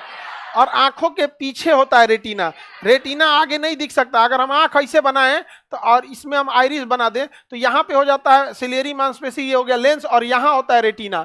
तो रेटिना आपको आंख सामने से नहीं दिखेगा। अगर आपको अपनी रेटिना देखनी है तो एगो चम्मच लीजिए, इसे अखियां में डाल के ऐसे ककोर के निकालिए, और जो पिछवा वाला भाग होगा ना, वही क्या होगा, रेटिना होगा। ऐसे नहीं दिखेगा। निकाल लेंगे तो कैसे देखेंगे, आप निकालने को तैयार रहिए, एक को निकाल लेंगे, दूसरा से देख लीजिएगा, निकालो उसका। आगे बढ़े, कौन सा होगा बाबू, आइरिस। रेटिना वगैरह थोड़ी, तो रेटिना पे इमेज बनता है, सारा इमेज कहाँ बनता है, रेटिना पे बनता है, रेटिना पे बनता है। आइरिस जो होता है प्रकाश की मात्रा को डिसाइड करता है, कि अगर प्रकाश ज्यादा है तो आइरिस क्या हो जाता है, सिकुड़ जाता है, सिकुड़ जाता है। आगे आगे कौन सा इसमें आयनिक यौगिक का गुण नहीं है, इसको भी आगे बताएंगे। चलिए, इनमें से किस ऊतक में कोशिका जीवित रहती है, जीवित कोशिका, कौन सी कोशिका, जीवित कोशिका होती है। देखिए पेड़ पौधों में ना 3 टाइप की कोशिकाओं में से क्वेश्चन आते हैं सब यहाँ पे। जैसे पेरेनकाइमा, ये देखिए, ये भूमिगत जो भी चीजें होती है पेड़ पौधे की ना, जड़ वगैरह ये भूमिगत चीजें वो किसकी होती है? पैरेन्काइमा। एक होता है स्केरेन्काइमा, इसकी कोशिकाएं मृत होती है। क्या होती है? मृत होती है और बहुत मोटी होती है। मृत कोशिका होती है, बहुत मोटी होती है। और कोलेनकाइमा, इसकी कोशिका कैसी होती है? जीवित होती है और बहुत पतली होती है। कैसी होती है? पतली। कैसी? पतली। पतली कोशिका, ये पतली कोशिका होती है। तो पेड़ पौधों का जो मोटा छाल होगा वो किसका होगा? एस्केरेन्काइमा का। मोटा छाल मृत होगा और कैसा होगा? मोटा। और पतला छाल अगर होगा, हल्का सा पतला, तो कोरेन्काइमा का। वो कैसा होगा? जीवित होगा, प्रकाश संश्लेषण करेगा और वो कैसा होगा? पतला होगा। कैसा होगा? पतला होगा। समझ में आ रहा है कि नहीं आ रहा है? तो 3 तरह का याद रहेगा। भूमिगत जो भी जमीन के अंदर रहेगा वो क्या होगा? पैरेन्काइमा। पैरेन्काइमा। इनके अलग में 2 अन्य तरह के ऊतक पाए जाते हैं। एक को कहते हैं जाइलम, एक को कहेंगे फाइलम। फ्लोएम। जाइलम और फ्लोएम। जाइलम और फ्लोएम। जाइलम और फ्लोएम। जाइलम और फ्लोएम। तो जाइलम का काम होता है जल सोखना और फ्लोएम का काम है भोजन। भोजन, भोजन का परिवहन। तो परिवहन की जिम्मेदारी किसके पास होती है? जाइलम और फ्लोएम। परिवहन की जिम्मेदारी जाइलम और फ्लोएम। जाइलम और फ्लोएम। जल का परिवहन जाइलम और भोजन का फ्लोएम। भोजन का फ्लोएम। आगे बढ़ते हैं। प्रकाश संश्लेषण के दौरान क्या बनता है? देखो बाबू, प्रकाश संश्लेषण पेड़ पौधों के पत्तों में होता है। कोई जरूरी नहीं कि केवल पत्तों में ही होगा। प्रकाश संश्लेषण की क्रिया हरे भाग में होती है, जहां भी क्लोरोफिल पाया जाएगा। कभी कभी छाल में भी हरा होता है, वहां भी हो जाता है। तो प्रकाश संश्लेषण के दौरान कार्बन डाइऑक्साइड लिया जाता है। क्या लिया जाता है? Carbon dioxide. और जड़ के द्वारा क्या लिया जाता है? पानी। यही 2 मुख्य चीज होते हैं प्रकाश संश्लेषण के लिए। और इसके द्वारा बनता है C6H12O6 और ऑक्सीजन। ऑक्सीजन। लेकिन इन सब में 2 चीजों का होना जरूरी है। सूर्य का प्रकाश। किसका? सूर्य का प्रकाश। और पेड़ पौधों का क्लोरोप्लास्ट। क्या होना चाहिए? क्लोरोप्लास्ट। अगर क्लोरोप्लास्ट नहीं है तो प्रकाश संश्लेषण नहीं होगा और प्रकाश का भी होना जरूरी है। तो कार्बन डाइऑक्साइड लेता है और जड़ से पानी लेता है। पानी जैसे लेता है वैसे पानी तो खैर पानी तो लेके पानी के ही टूटने से क्या निकलता है? ऑक्सीजन। तो कहेगा प्रकाश संश्लेषण के फलस्वरूप ऑक्सीजन किसके विघटन अर्थात टूटने से मिलता है? तो जल के विघटन से मिलता है ऑक्सीजन और यही ऑक्सीजन हम लोग लेते हैं। हालांकि प्रकाश संश्लेषण के दौरान बनने वाला मुख्य पदार्थ जो होता है वो ग्लूकोज होता है। मुख्य पदार्थ ग्लूकोज होता है। मुख्य पदार्थ ग्लूकोज। अब ये ग्लूकोज से ही पेड़ पौधे अपना भोजन बनाते हैं। इसी ग्लूकोज को कोई स्टोर करके रख लेता है, कोई जैसे पानी के रूप में स्टोर कर लेता है, नारियल पानी फलों के रूप में स्टोर करेगा। यही से सारा चीज बनना चालू होता है। कोई ग्लूकोज बना लेगा और ग्लूकोज से ही क्या कर लेगा? फल में फ्रुक्टोज बन जाता है। ग्लूकोज मोनोसेक्राइड होता है, फ्रुक्टोज डाइसेक्राइड में चले जाते हैं। डाइसेक्राइड गाढ़ा हो जाता है ज्यादा, तो ग्लूकोज ही आगे जाके क्या बन जाता है? फ्रुक्टोज वगैरह। तो फल वगैरह का निर्माण भी इसी से होता है। अगर प्रकाश संश्लेषण की क्रिया बंद हो गई तो कुछ भी नहीं होगा। मुख्य उत्पाद जो है वो क्या है? ग्लूकोज है। और गौड़ उत्पाद यानी फालतू प्रोडक्ट के रूप में, गौड़ मतलब होता है फालतू प्रोडक्ट। क्या होता है? ऑक्सीजन। पेड़ पौधे ऑक्सीजन बनाते नहीं है, वरना फालतू समझ के फेंक देते हैं। सेम वैसे ही जैसे हम CO2 बनाते नहीं है, फालतू समझ के अपने नाक से जब भी सांस लेते हैं तो CO2 फेंक देते हैं। हम अपने नाक से CO2 फेंक देते हैं और इसी CO2 को कौन ले लेता है? पेड़ पौधा। तो कहता है फेंक फेंक उधर से, तो हम लोग इधर से फेंकते हैं। और पत्ती से हम लोग कहते हैं फेंक। तू क्या फेंकता है? ऑक्सीजन। वो ऑक्सीजन को फालतू समझ के फेंका, हम CO2 फालतू समझ के फेंके। अतः हम दोनों का रहना जरूरी है। हम दोनों का रहना जरूरी है। जितने ज्यादा पत्ती उतने ज्यादा ऑक्सीजन। पीपल में, बरगद में पत्ती ज्यादा तो ऑक्सीजन ज्यादा। पूर्वजों को पता था कि यहाँ अगर रहेंगे तो ऑक्सीजन ज्यादा मिलेगा, लेकिन आदमी को इतना फुर्सत कहाँ है पेड़ पौधा के पास रहे, तो उसके परंपरा लगा दिए गए। वहां बैठ के कोनो पाठ पढ़िए पीपल के नीचे, कोनो परिक्रमा कीजिए, 8 बार परिक्रमा पढ़िए, धागा होगा लपेटिए, यहाँ पे आपको शुद्ध ऑक्सीजन मिलेगा। तनी टेंशन उन्शन खत्म होगा, यहाँ पे बड़ी शुद्धि मिला। बाप हो बाप, चलो चढ़ा एकदम। हाँ, तो पहले जमाने का जो हम लोग के पूर्वज थे बड़ी होशियार थे सब। आगे बढ़े, कौन सा होगा बाबू? ग्लूकोज मुख्य रूप से ऑक्सीजन गौड़ उत्पाद। Option number B. Option number B. आगे बढ़ जाएं, बहुत मजा आ रहा है। हाँ बाबू, पढ़ते रहो इसे। अभी ये होम्योपैथिक दवा है, 3 महीने बाद आपको समझ में आएगा, घर पढ़ने की जरूरत ही नहीं पड़ेगी। कंटिन्यूअस आपकी मजबूरी है यहाँ 2 घंटा बैठे रहना, घर पे आपकी मजबूरी नहीं है। घर पे इतना देर में 4 बार फोन आ गया रहता। अब तुम लोग को फोन से मिलेगा कौन चीज, बतियाओगे फिर शाम को चराने ले जाओगे? नहीं। हाँ 1 जनवरी आ रहा है, कोई चराने नहीं ले जाएगा, अपना पैसा बचा के रखो, समझ में आ गया? और तुम लोग कोई नहीं कहेगी कि हमको चराने ले चलो, अपने पैसा से जो चरना है चर लो, समझ में आ गया कि नहीं? किताब खरीद लेना, तुम लोग शपथ लो कि कोई चराने नहीं ले जाएगा। देखो कितना आवाज धीमा हो गया इन सब का शपथ में, ये सब चराने वाला है सब, हे भगवान।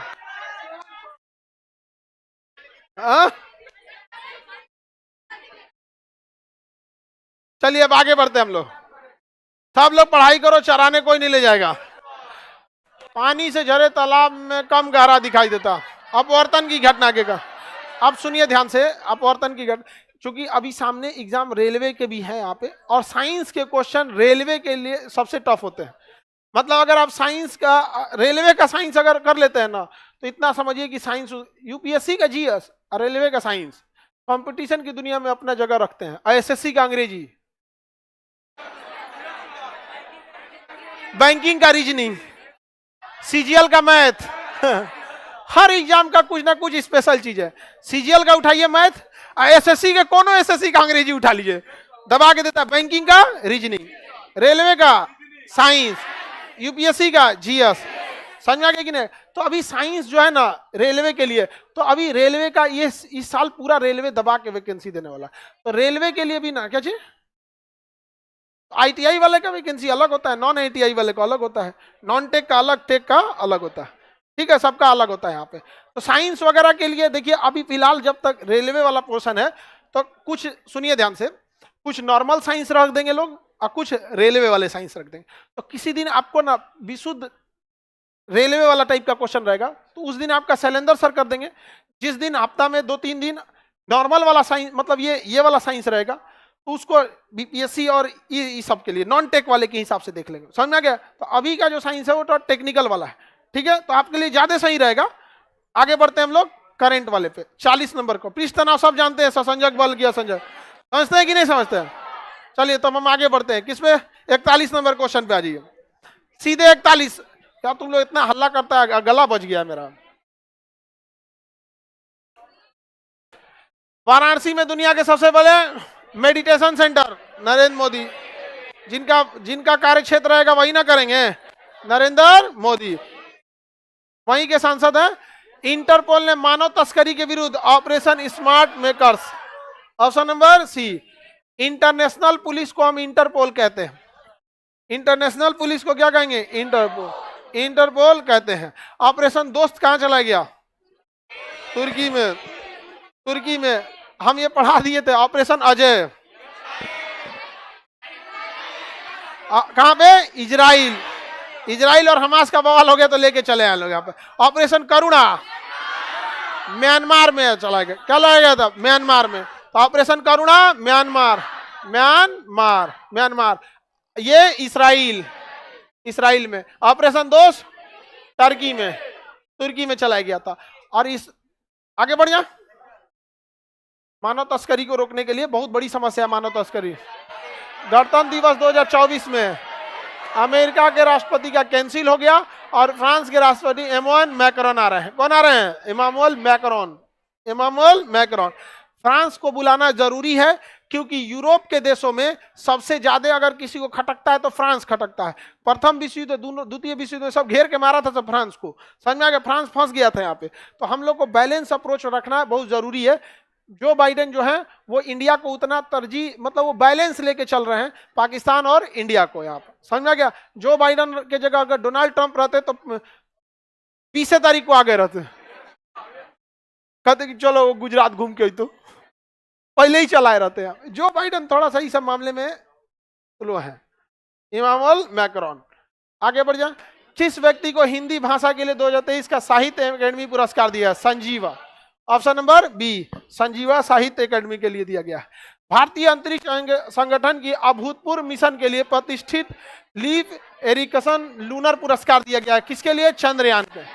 ये किस ध्रुव पे उतरा था? दक्षिणी ध्रुव पर। उसका नाम क्या रखा गया? शिव शक्ति पॉइंट। शिव शक्ति पॉइंट क्या कहा गया? शिव शक्ति पॉइंट कहा गया। ऑप्शन नंबर ए। आईपीएल इतिहास में सबसे महंगा खिलाड़ी है मिशेल स्टार्क। कितना करोड़ है? 24.5 करोड़, लगभग 25 करोड़। 24,75,000, 24 करोड़ 75 लाख, लगभग 25 करोड़ में गया है। कितना करोड़ में? 25 करोड़ में। 24 करोड़ 75 लाख। अगला, हाल ही में विजय हजारे ट्रॉफी हरियाणा, विजय हजारे ट्रॉफी जीतने वाला हरियाणा, विजय हजारे ट्रॉफी जीतने वाला हरियाणा। आगे बढ़ जाएं। अगला, 100 मिलियन यात्रियों को ले जाने वाला भारतीय airline air India, Indigo, air India बोलना, इंडिगो, इंडिगो सबसे ज्यादा पूरे इंडिया का 55% मार्केट अकेले इंडिगो के पास। बचे 45% में कुछ विस्तारा ले गया, कुछ एयर इंडिया ले गया, कुछ स्पाइस जेट ले जाएगा। अभी जेट एयरवेज तो ग्राउंड हो गया, नहीं तो गो फर्स्ट भी क्या हो गया? ग्राउंड हो गया। सबसे बड़ी एयरलाइन कंपनी कौन है? सबसे बड़ी एयरलाइन इंडिगो, इंडिगो आ गया यहाँ पे। तो मुंबई एयरपोर्ट है जी। किस भारतीय ने अंटार्कटिका में सबसे ऊंची चोटी माउंट विल्सन पर क्या किया?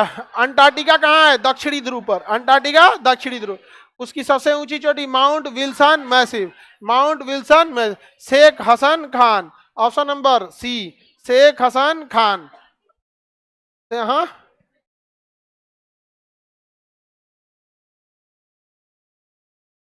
आगे बढ़े।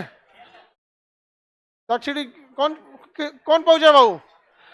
शेख हसन खान। अरे जो भी, किसमें? इसमें सी। अरे तुम लोग पिछला क्वेश्चन बताते हो कि अगला क्वेश्चन पता नहीं चलता है। मेजर ध्यानचंद खेल रत्न अवार्ड किसे दिया गया? हाँ, चिराग शेट्टी और सांकी रेड्डी को। ए और बी दोनों, ए और बी दोनों। करण सर आ गए? क्या पॉलिटी लगा देते हैं सर काम।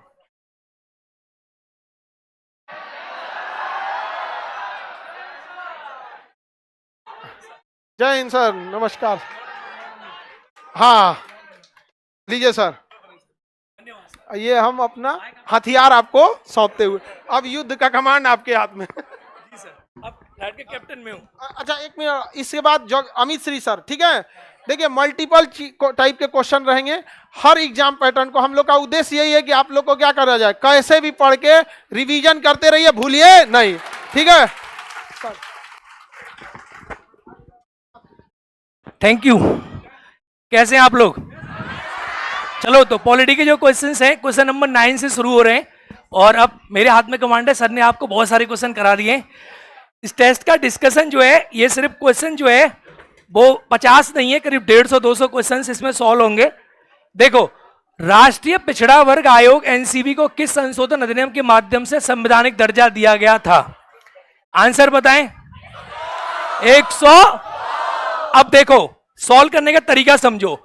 आपको ये पता है कि इसका आंसर है 102 के द्वारा national commission of backward class, यानी एनसीबीसी कहते हैं इसे। अब आपको पता होना चाहिए मेरे लाडलो कि राष्ट्रीय पिछड़ा वर्ग आयोग का आर्टिकल कौन सा है। तो हमारे कंट्री में 3 आयोग हैं। पहला है मेरे प्यारे बच्चे एससी, दूसरा है एसटी और तीसरा है ओबीसी। तो एससी आयोग जो बना है उसका आर्टिकल है 300, इसका है 338 ए और इसका है 338 बी। अगर आपको यह पता होगा कि एससी कमीशन यानी अनुसूचित जाति आयोग का अनुच्छेद कितना है? 300 और जनजाति का कितना है? 338 और पिछड़ा का कितना है? 338। इसमें कंफ्यूज मत होना। आर्टिकल 340 में एक जगह देखने को मिलता है कि राष्ट्रपति पिछड़ा वर्ग आयोग बनाएगा, वो पहचान करने के लिए, और ये संवैधानिक संस्था है, संवैधानिक संस्था है। तो मेरे साथ रिवीजन करेंगे। हमारे देश में अनुसूचित जाति आयोग का कौन सा आर्टिकल है? ST, OBC, 338। अब देखो एक क्वेश्चन में 4-5 चीजें ढूंढो। इन ऑप्शंस का हम क्या करेंगे? इन ऑप्शन का हम अचार डालेंगे। अब इनको पकड़ लो। 98वां संविधान संशोधन किस बात के बारे में बात करता है? 98वां, 100वां, 102, 101। देखो 98वां संविधान संशोधन जो है ये इसके बारे में बात करता है कि हमारे देश में जो कर्नाटका राज्य है ना, कर्नाटका, उस कर्नाटका राज्य को विशेष प्रावधान दिया गया था आर्टिकल 371 जे में। आर्टिकल 371। अब यहां से प्रश्न क्या बनेगा? सुनो बड़े गौर से। प्रश्न यह बनेगा कि हमारे संविधान में कुछ आर्टिकल्स हैं जो किसी राज्य को विशेष राज्य का दर्जा देने की बातचीत करते हैं।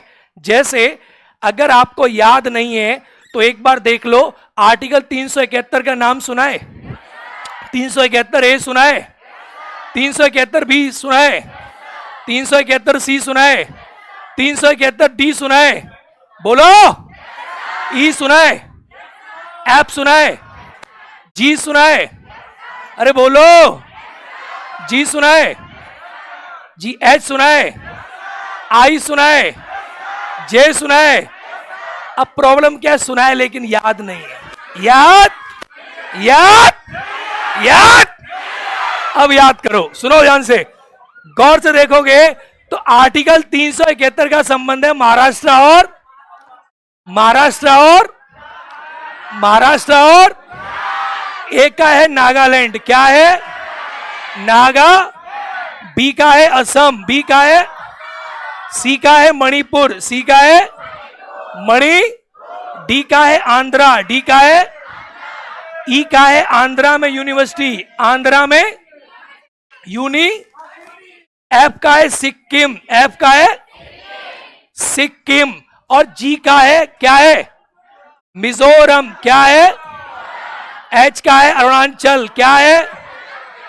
अरुणाचल। आई का है गोवा। क्या है? गोवा। और जे का है कर्नाटक। क्या है? क्या है? कर्नाटक। सुनो बड़े सिंपल तरीका से, तो 98 में संविधान संशोधन के माध्यम से ये जुड़ा था 371 जे। अब याद कैसे करोगे? सुनो गौर से। 71 में महाराष्ट्र और गुजरात। महाराष्ट्र और 371 ए में क्या है? क्या है?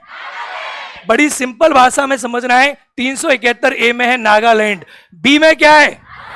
सी में क्या है? डी में, ई में, एफ में, जी में, एच में, आई में। आई को याद कर लो महाराष्ट्र गुजरात से, ए को याद नागालैंड से। बस इतना याद कर लो, मैं याद कराता हूं। बोडो जनजाति कहां मिलती है? B for Assam. अरे हाँ है ना। कुकी कहां मिलती है? तो सी फॉर आंध्रा। डी लगी है? डी माने? ई माने एजुकेशन। कहां है आपकी? फॉरेस्ट कहां है आपके? मिजोरम को ऐसे याद कर लो, जी फॉर हाइट में क्या पड़ता है? अरुणाचल। एच फॉर शादी के बाद, आई मतलब मैं। आप घूमने कहां जाते हो? और जाने मन कहां रहती है? कहां रहती है? बस सुनो, तैयारी का मतलब ये नहीं होता कि तुमसे कोई क्वेश्चन पूछा गया और तुमने उस क्वेश्चन को रट लिया। तैयारी का मतलब होता है ओबीसी कमीशन पूछा है तो ओबीसी कमीशन के साथ एससी कमीशन, एसटी कमीशन याद होना चाहिए। बोलो हाँ या ना। 98वां याद होना चाहिए। बोलो हाँ या ना। और इसके अंदर ये सारे याद होने चाहिए। बोलो हाँ या ना। अब देखो हमने क्या किया है, एक क्वेश्चन नहीं, हमने एक क्वेश्चन में 10 क्वेश्चन दिए। बोलो कितने? और अगर तुम इसको काउंट कर लोगे तो 10 तो यही हो गए, 3 क्वेश्चन ये हो गए और 4 क्वेश्चन ये हो गए। कितने हो गए? 100वां संविधान संशोधन भारत बांग्लादेश 2000 101 में जीएसटी 2000 102 में 100 राष्ट्रीय पिछड़ा वर्ग ओबीसी कमीशन 100 अच्छा 103 में ईडब्ल्यूएस। हाँ या ना।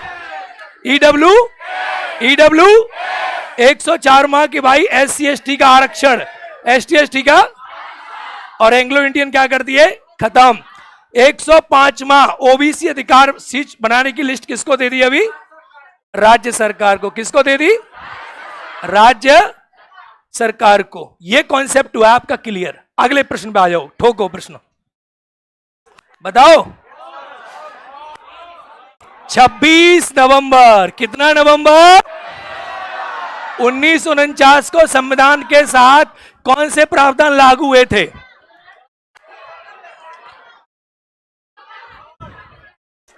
बहुत ही सिंपल प्रश्न है, मेरे साथ ध्यान से देखो। इधर अपनी नजर कहां लाओ, अरे अपनी नजर कहां लाओ, यहां। भारत के संविधान में दो प्रकार से चीजें लागू हुई। एक 26 नवंबर 1949 को, शांत रहो, और एक 26 जनवरी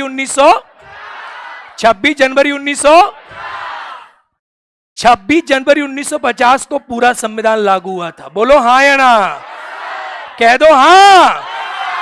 और 26 नवंबर को संविधान स्वीकार हुआ था, लेकिन कुछ अनुच्छेद लागू हुए। अब वो अनुच्छेद कितने थे? कितने थे? कितने थे? अनुच्छेद 5। बोलो कितना? अनुच्छेद, अनुच्छेद, अनुच्छेद, अनुच्छेद, अनुच्छेद, अनुच्छेद, अनुच्छेद 300, 300, 300, 300, 300, 379, 300, 300, 300, 300, 300, 300।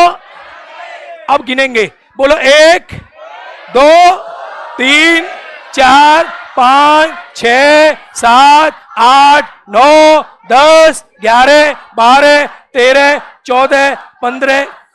ज्यादा कैसे हो गए? हमने गलत गिन लिया।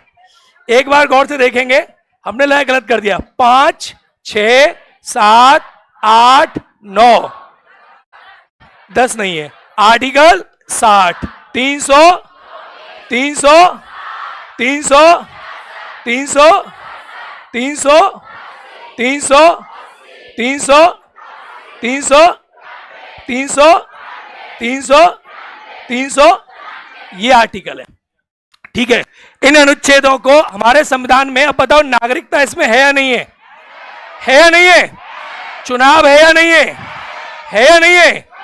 अंतरिम संसद का आर्टिकल ये 379, 300। तो ये सारे के सारे प्रावधान 26 नवंबर को लागू हुए कि नहीं हुए? बोलो हाँ या ना? क्लियर है? चलो अब अगले वाले क्वेश्चन पे चलो, इसको मैच करो। है?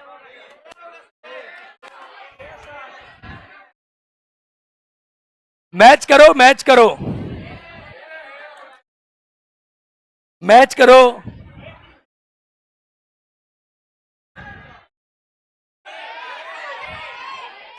सूची 1 का सूची 2 से मिलान करें। देखो सुनो ध्यान से, इसमें इंग्लिश नहीं लिखी है, सबसे बड़ी पेपर में इंग्लिश लिखी है, आपके में नहीं लिखी? नहीं लिखी तो सुनो, एकदम मैच कर लो। यहां से देखो, यहां इंग्लिश लिखी है। आपको कुछ नहीं करना है, पहले का आंसर पहला है, दूसरे का दूसरा, तीसरे का चौथे का।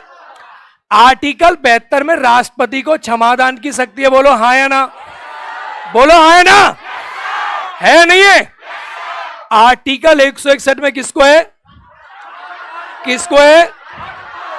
अगर राष्ट्रपति किसी व्यक्ति की क्षमा को कंप्लीटली माफ कर दे तो उसे क्या कहते हैं? क्षमा। जैसे राष्ट्रपति किसी व्यक्ति का मृत्युदंड माफ कर सकता है, उम्र कैद माफ कर सकता है, अगर राष्ट्रपति किसी आदमी की क्षमा को पूरी पूरी माफ कर दे तो उसे क्या कहेंगे? क्या कहेंगे? क्षमा कर दिया, माफ कर दिया, एकदम माफ कर दिया, क्षमा कर दिया। अगला आता है लघुकरण। तो लघुकरण में होता है सी। सी का मतलब है कैरेक्टर, चरित्र। क्या मतलब है? बोलो हाँ है ना? हिंदी के शब्दों पर जाओगे तो गलती क्या है? लघु का मतलब लगता है कम करना। क्या लगता है? लेकिन इंग्लिश में जस्ट उल्टा है।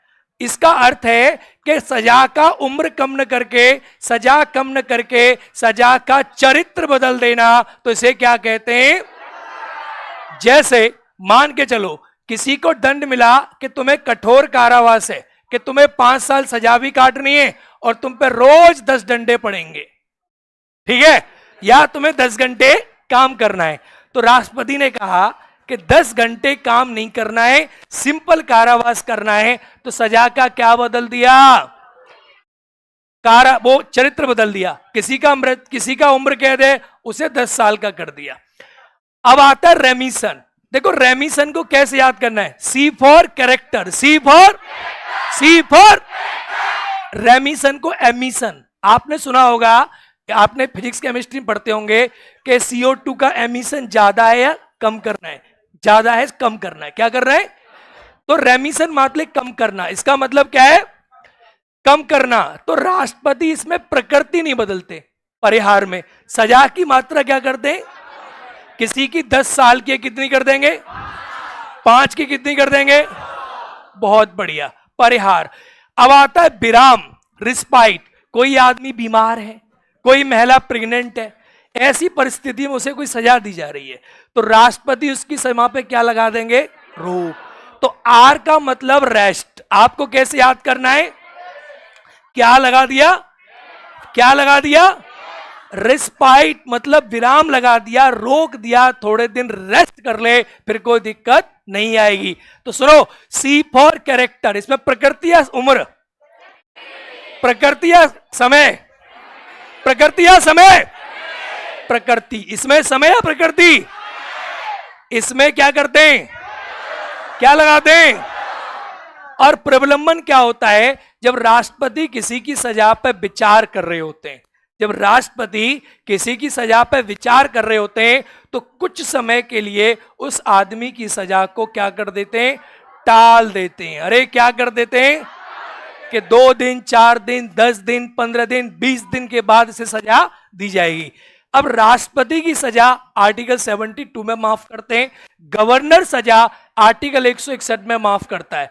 तो आपको बस 2 बातें याद रखनी है, राष्ट्रपति पूरे देश की सजा माफ कर सकते हैं और राज्यपाल सिर्फ राज्य की।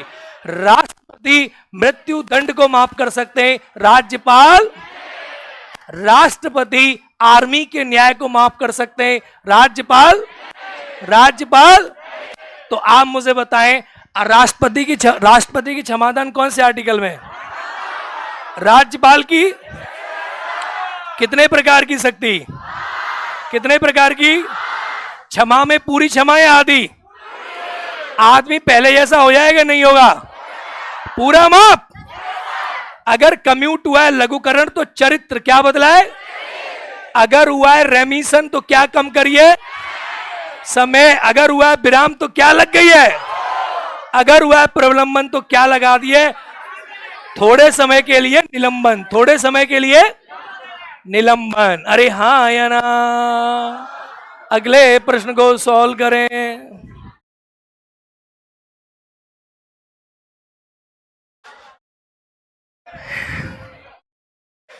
अरे बोलो, आंसर क्या होगा? आंसर क्या होगा? भारत में कोई राजनीतिक दल राष्ट्रीय दल के रूप में मान्यता प्राप्त कर सकता है। देखो, कोई राजनीतिक दल अगर राष्ट्रीय पार्टी बनेगा तो उसे कितने राज्यों में राज्य स्तर का होना पड़ेगा? आंसर क्या है? आंसर क्या है? अरे आंसर क्या है? अरे बोलो कितना? 4। अब गौर से सुनेंगे, एक्चुअली में होता क्या है, कोई राष्ट्रीय पार्टी बनने के 3 क्राइटेरिया है। कितने? कितने? कितने? अगर किसी पॉलिटिकल पार्टी को 3 राज्यों में, सुनो ध्यान से, अगर किसी पॉलिटिकल पार्टी को 3 राज्यों में 2% लोकसभा की सीट मिल जाए, यानी किसी पॉलिटिकल पार्टी को लोकसभा में 11 सीट मिल जाए 3 राज्यों में, तो राष्ट्रीय पार्टी बन जाएगी कि नहीं बनेगी? बोलो। बन जाएगी। ठीक है। दूसरा क्राइटेरिया क्या है? दूसरा क्राइटेरिया है कि 4 राज्यों में, कितने राज्यों में? 4 राज्यों में किसी पॉलिटिकल पार्टी को विधानसभा या लोकसभा, विधानसभा या तो विधानसभा में और या ले ले लोकसभा में, 4 राज्यों में विधानसभा या लोकसभा में कुल का 6% मत मिल जाए तो कैसी पार्टी बन जाएगी? कैसी बन जाएगी? तीसरा फॉर्मूला, अगर कोई पॉलिटिकल पार्टी 4 राज्यों में राज्य स्तर की पार्टी बन जाए तो कैसी पॉलिटिकल पार्टी बन जाएगी? कैसी बन जाएगी? जोर से बोलो। तो राष्ट्रीय पार्टी बनने के लिए राज्यों में कितनी राज्य स्तर की पार्टी चाहिए? कितने राज्य? कितने राज्य? 3 राज्यों में लोकसभा की कितनी सीटें? कितनी सीटें?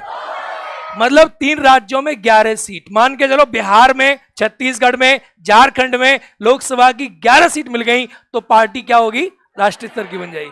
जरूरी नहीं है एक राज्य में 11 मिले, जरूरी नहीं है एक राज्य में 5 मिले, किसी में 2, किसी में 7, किसी में 3, कितने भी मिल जाएं तो पार्टी क्या बन जाएगी? राष्ट्रीय स्तर की। 4 राज्यों में विधानसभा में या लोकसभा में कितना % मत मिले, या 4 राज्यों में कैसी पार्टी बन जाए? वर्तमान समय में कितनी हमारे कंट्री में राष्ट्रीय पार्टी हैं? कितनी है? कितनी है? फॉर एग्जाम्पल 6 हैं। अगर आप देखेंगे तो एक हमारे कंट्री में सबसे पुरानी कांग्रेस की स्थापना कब हुई? 1800 किसने करी थी? चुनाव चिन्ह क्या है? अरे क्या है? दूसरी कौन सी है? मार्क्सवादी कम्युनिस्ट पार्टी। मार्क्सवादी, इसे कहते हैं सीपीआईएम, मार्क्सवादी कम्युनिस्ट। स्थापना कौन सी सन में हुई? 1900। पीए डांगे ने स्थापना करी। चुनाव चिन्ह क्या? हंसुआ। और इस बार बीपीएससी में क्वेश्चन पूछा गया था कि नहीं? बीजेपी की स्थापना 1900 किसने करी? चुनाव चिन्ह क्या है? बीएसपी की स्थापना किसने करी? चुनाव चिन्ह क्या है? नेशनल पीपुल्स पार्टी स्थापना किसने करी? चुनाव चिन्ह क्या है? एक फैक्ट याद कर ले, एनपीपी नेशनल पीपुल्स पार्टी उत्तर पूर्व की पहली पार्टी है जिसको राष्ट्रीय पार्टी का दर्जा मिला है। उत्तर पूर्व की पहली पार्टी जिसको राष्ट्रीय पार्टी का दर्जा मिला है। इससे पहले किसी पूर्वोत्तर की पार्टी को राष्ट्रीय पार्टी का दर्जा नहीं मिला। अब 6वें नंबर की कौन सी है? कौन सी है? आम आदमी पार्टी। संस्थापक कौन है? और चुनाव चिन्ह क्या है? चुनाव चिन्ह क्या है?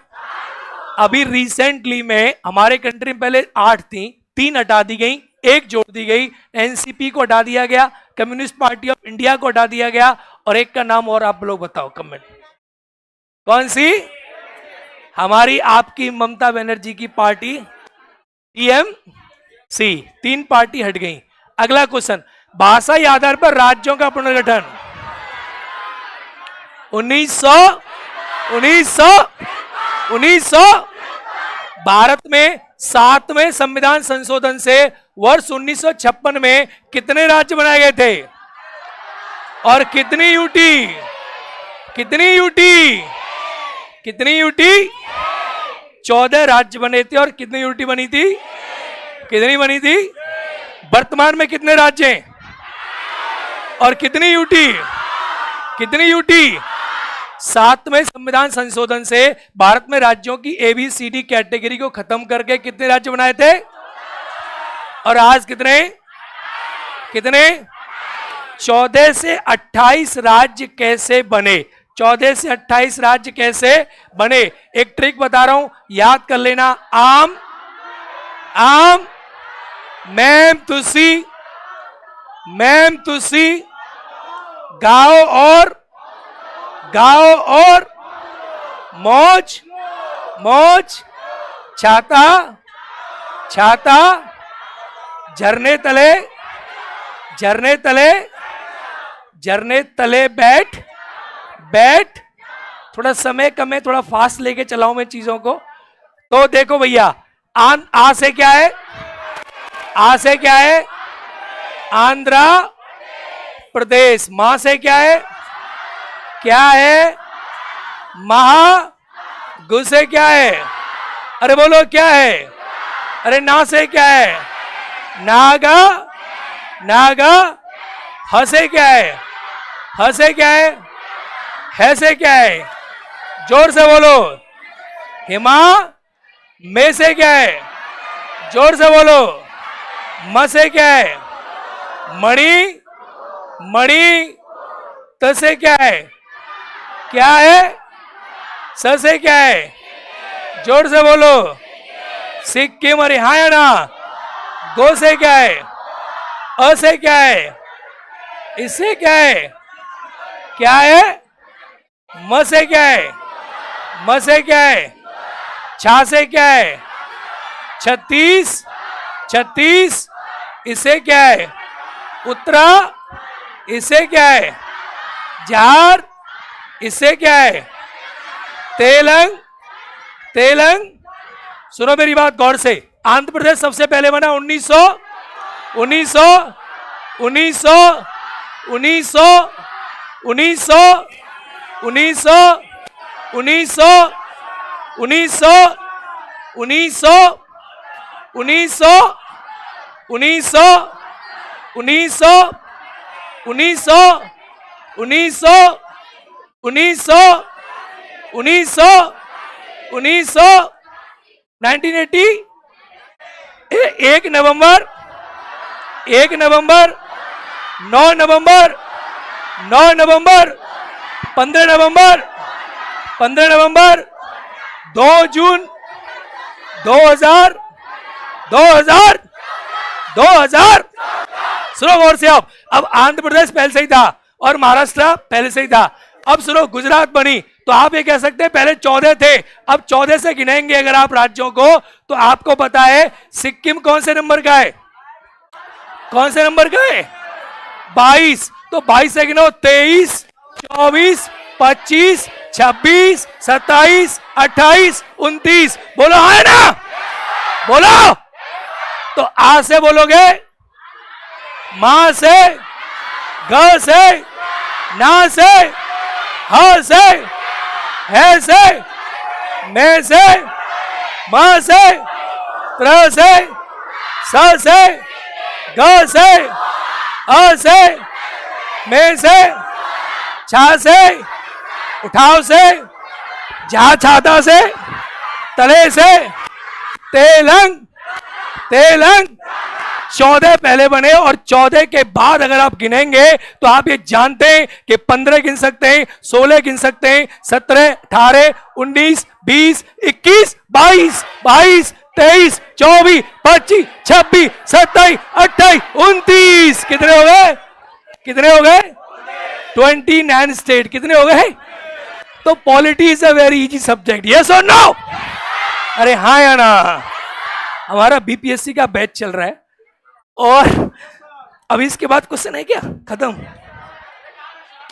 ओहो, चलो भाई सॉल्व करें। हैं? सॉल्व करें। Solve solve solve. राष्ट्रपति को अध्यादेश जारी करने की शक्ति निहित है। देखो, राष्ट्रपति से पहले हमारे कंट्री में गवर्नर जनरल का 1861 के अधिनियम में राष्ट्रपति या गवर्नर जनरल की अध्यादेश करने की शक्ति आई थी। आर्टिकल कौन सा होगा?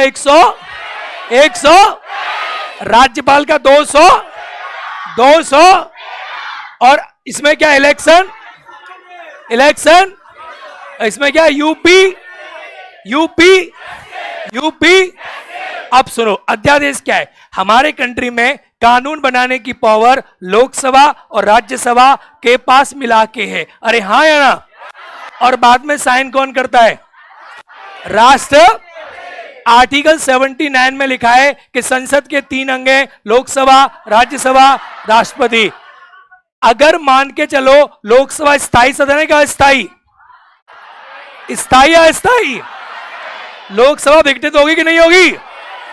अगर लोकसभा विघटित हो गई तो राज्यसभा कानून बना लेगी क्या? ऐसी परिस्थिति में कानून कौन बनाता है? इस शक्ति को क्या कहते हैं? अरे क्या कहते हैं? अध्यादेश अधिकतम कितने महीने के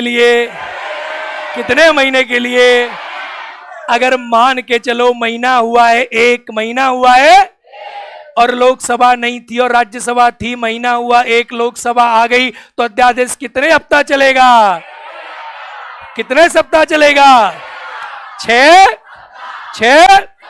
अगर दोनों सदन आए तो कितने सप्ताह? और दोनों सदन नहीं आए तो कितने महीना? कितने महीना? राष्ट्रपति के अध्यादेश की शक्ति का आर्टिकल क्या है? 100, राज्यपाल का 200, इलेक्शन कमीशन 300, यूपीएससी 300। ये ट्रिक याद हुई? याद हुई? आंध्र प्रदेश की डेट क्या है? एक बार आम गुनाह है, क्या बोलोगे? मैम तुसी और मौज। आंध्र प्रदेश 1900, महाराष्ट्र 1900, गुजरात 1900, नागालैंड 1900, हरियाणा 1900, मेघालय 1900, मणिपुर 1972, त्रिपुरा 1900, सिक्किम 1975, गोवा 1900, मिजोरम 1900। अच्छा बहुत बढ़िया। छत्तीसगढ़ 1 नवंबर, उत्तराखंड 9 नवंबर, झारखंड 15 नवंबर, 2 जून 2000, 2 जून 2000। याद हो गया? हाँ या ना? कितनी राष्ट्रीय पार्टी? कितनी? सबसे पुरानी, सबसे पुरानी, सबसे पुरानी, सबसे पुरानी। कितने राज्यों में राज्य स्तर की? कितने? कितने तरीके से बनती है? कितने तरीके से? कितने तरीके से? बोलो हाँ या ना? कितनियों को हटाया गया? कितनियों को हटाया गया? राष्ट्रपति क्षमा आर्टिकल, आर्टिकल, आर्टिकल, राज्यपाल आर्टिकल 100, 100, राष्ट्रपति पूरा देश हाँ या ना? राज्यपाल सिर्फ, राज्यपाल सिर्फ। 26 नवंबर को आर्टिकल कितने लागू हुए? कितने हुए? कितने हुए? 16। अगला प्रश्न था 100वां संविधान, ये सब आपको पता है। अब मुझे फटाफट से आंसर दे दो, इस वाला याद हुआ नहीं हुआ। 371 महाराष्ट्र गुजरात हाँ या ना? 371 ए, बी बोले तो, सी बोले तो मणि, डी बोले तो, ई बोले तो, एफ बोले तो, जी बोले तो, एच बोले तो, एच बोले तो, एच बोले तो, जे बोले तो, जे बोले तो। खत्म मामला। चलो आज की क्लास के लिए इतना ही काफी था। थैंक यू, बहुत नमस्कार, जय हिंद। ठीक है।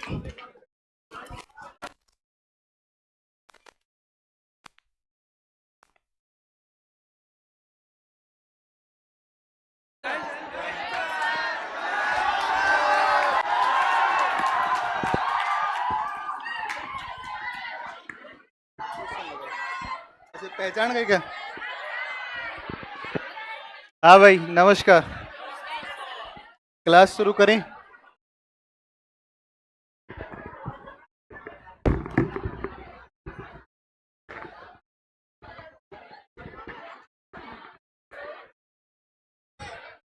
हाँ जी। मेरे क्लास पता नहीं है मुझे। भाई एक बार ध्यान दो पीछे।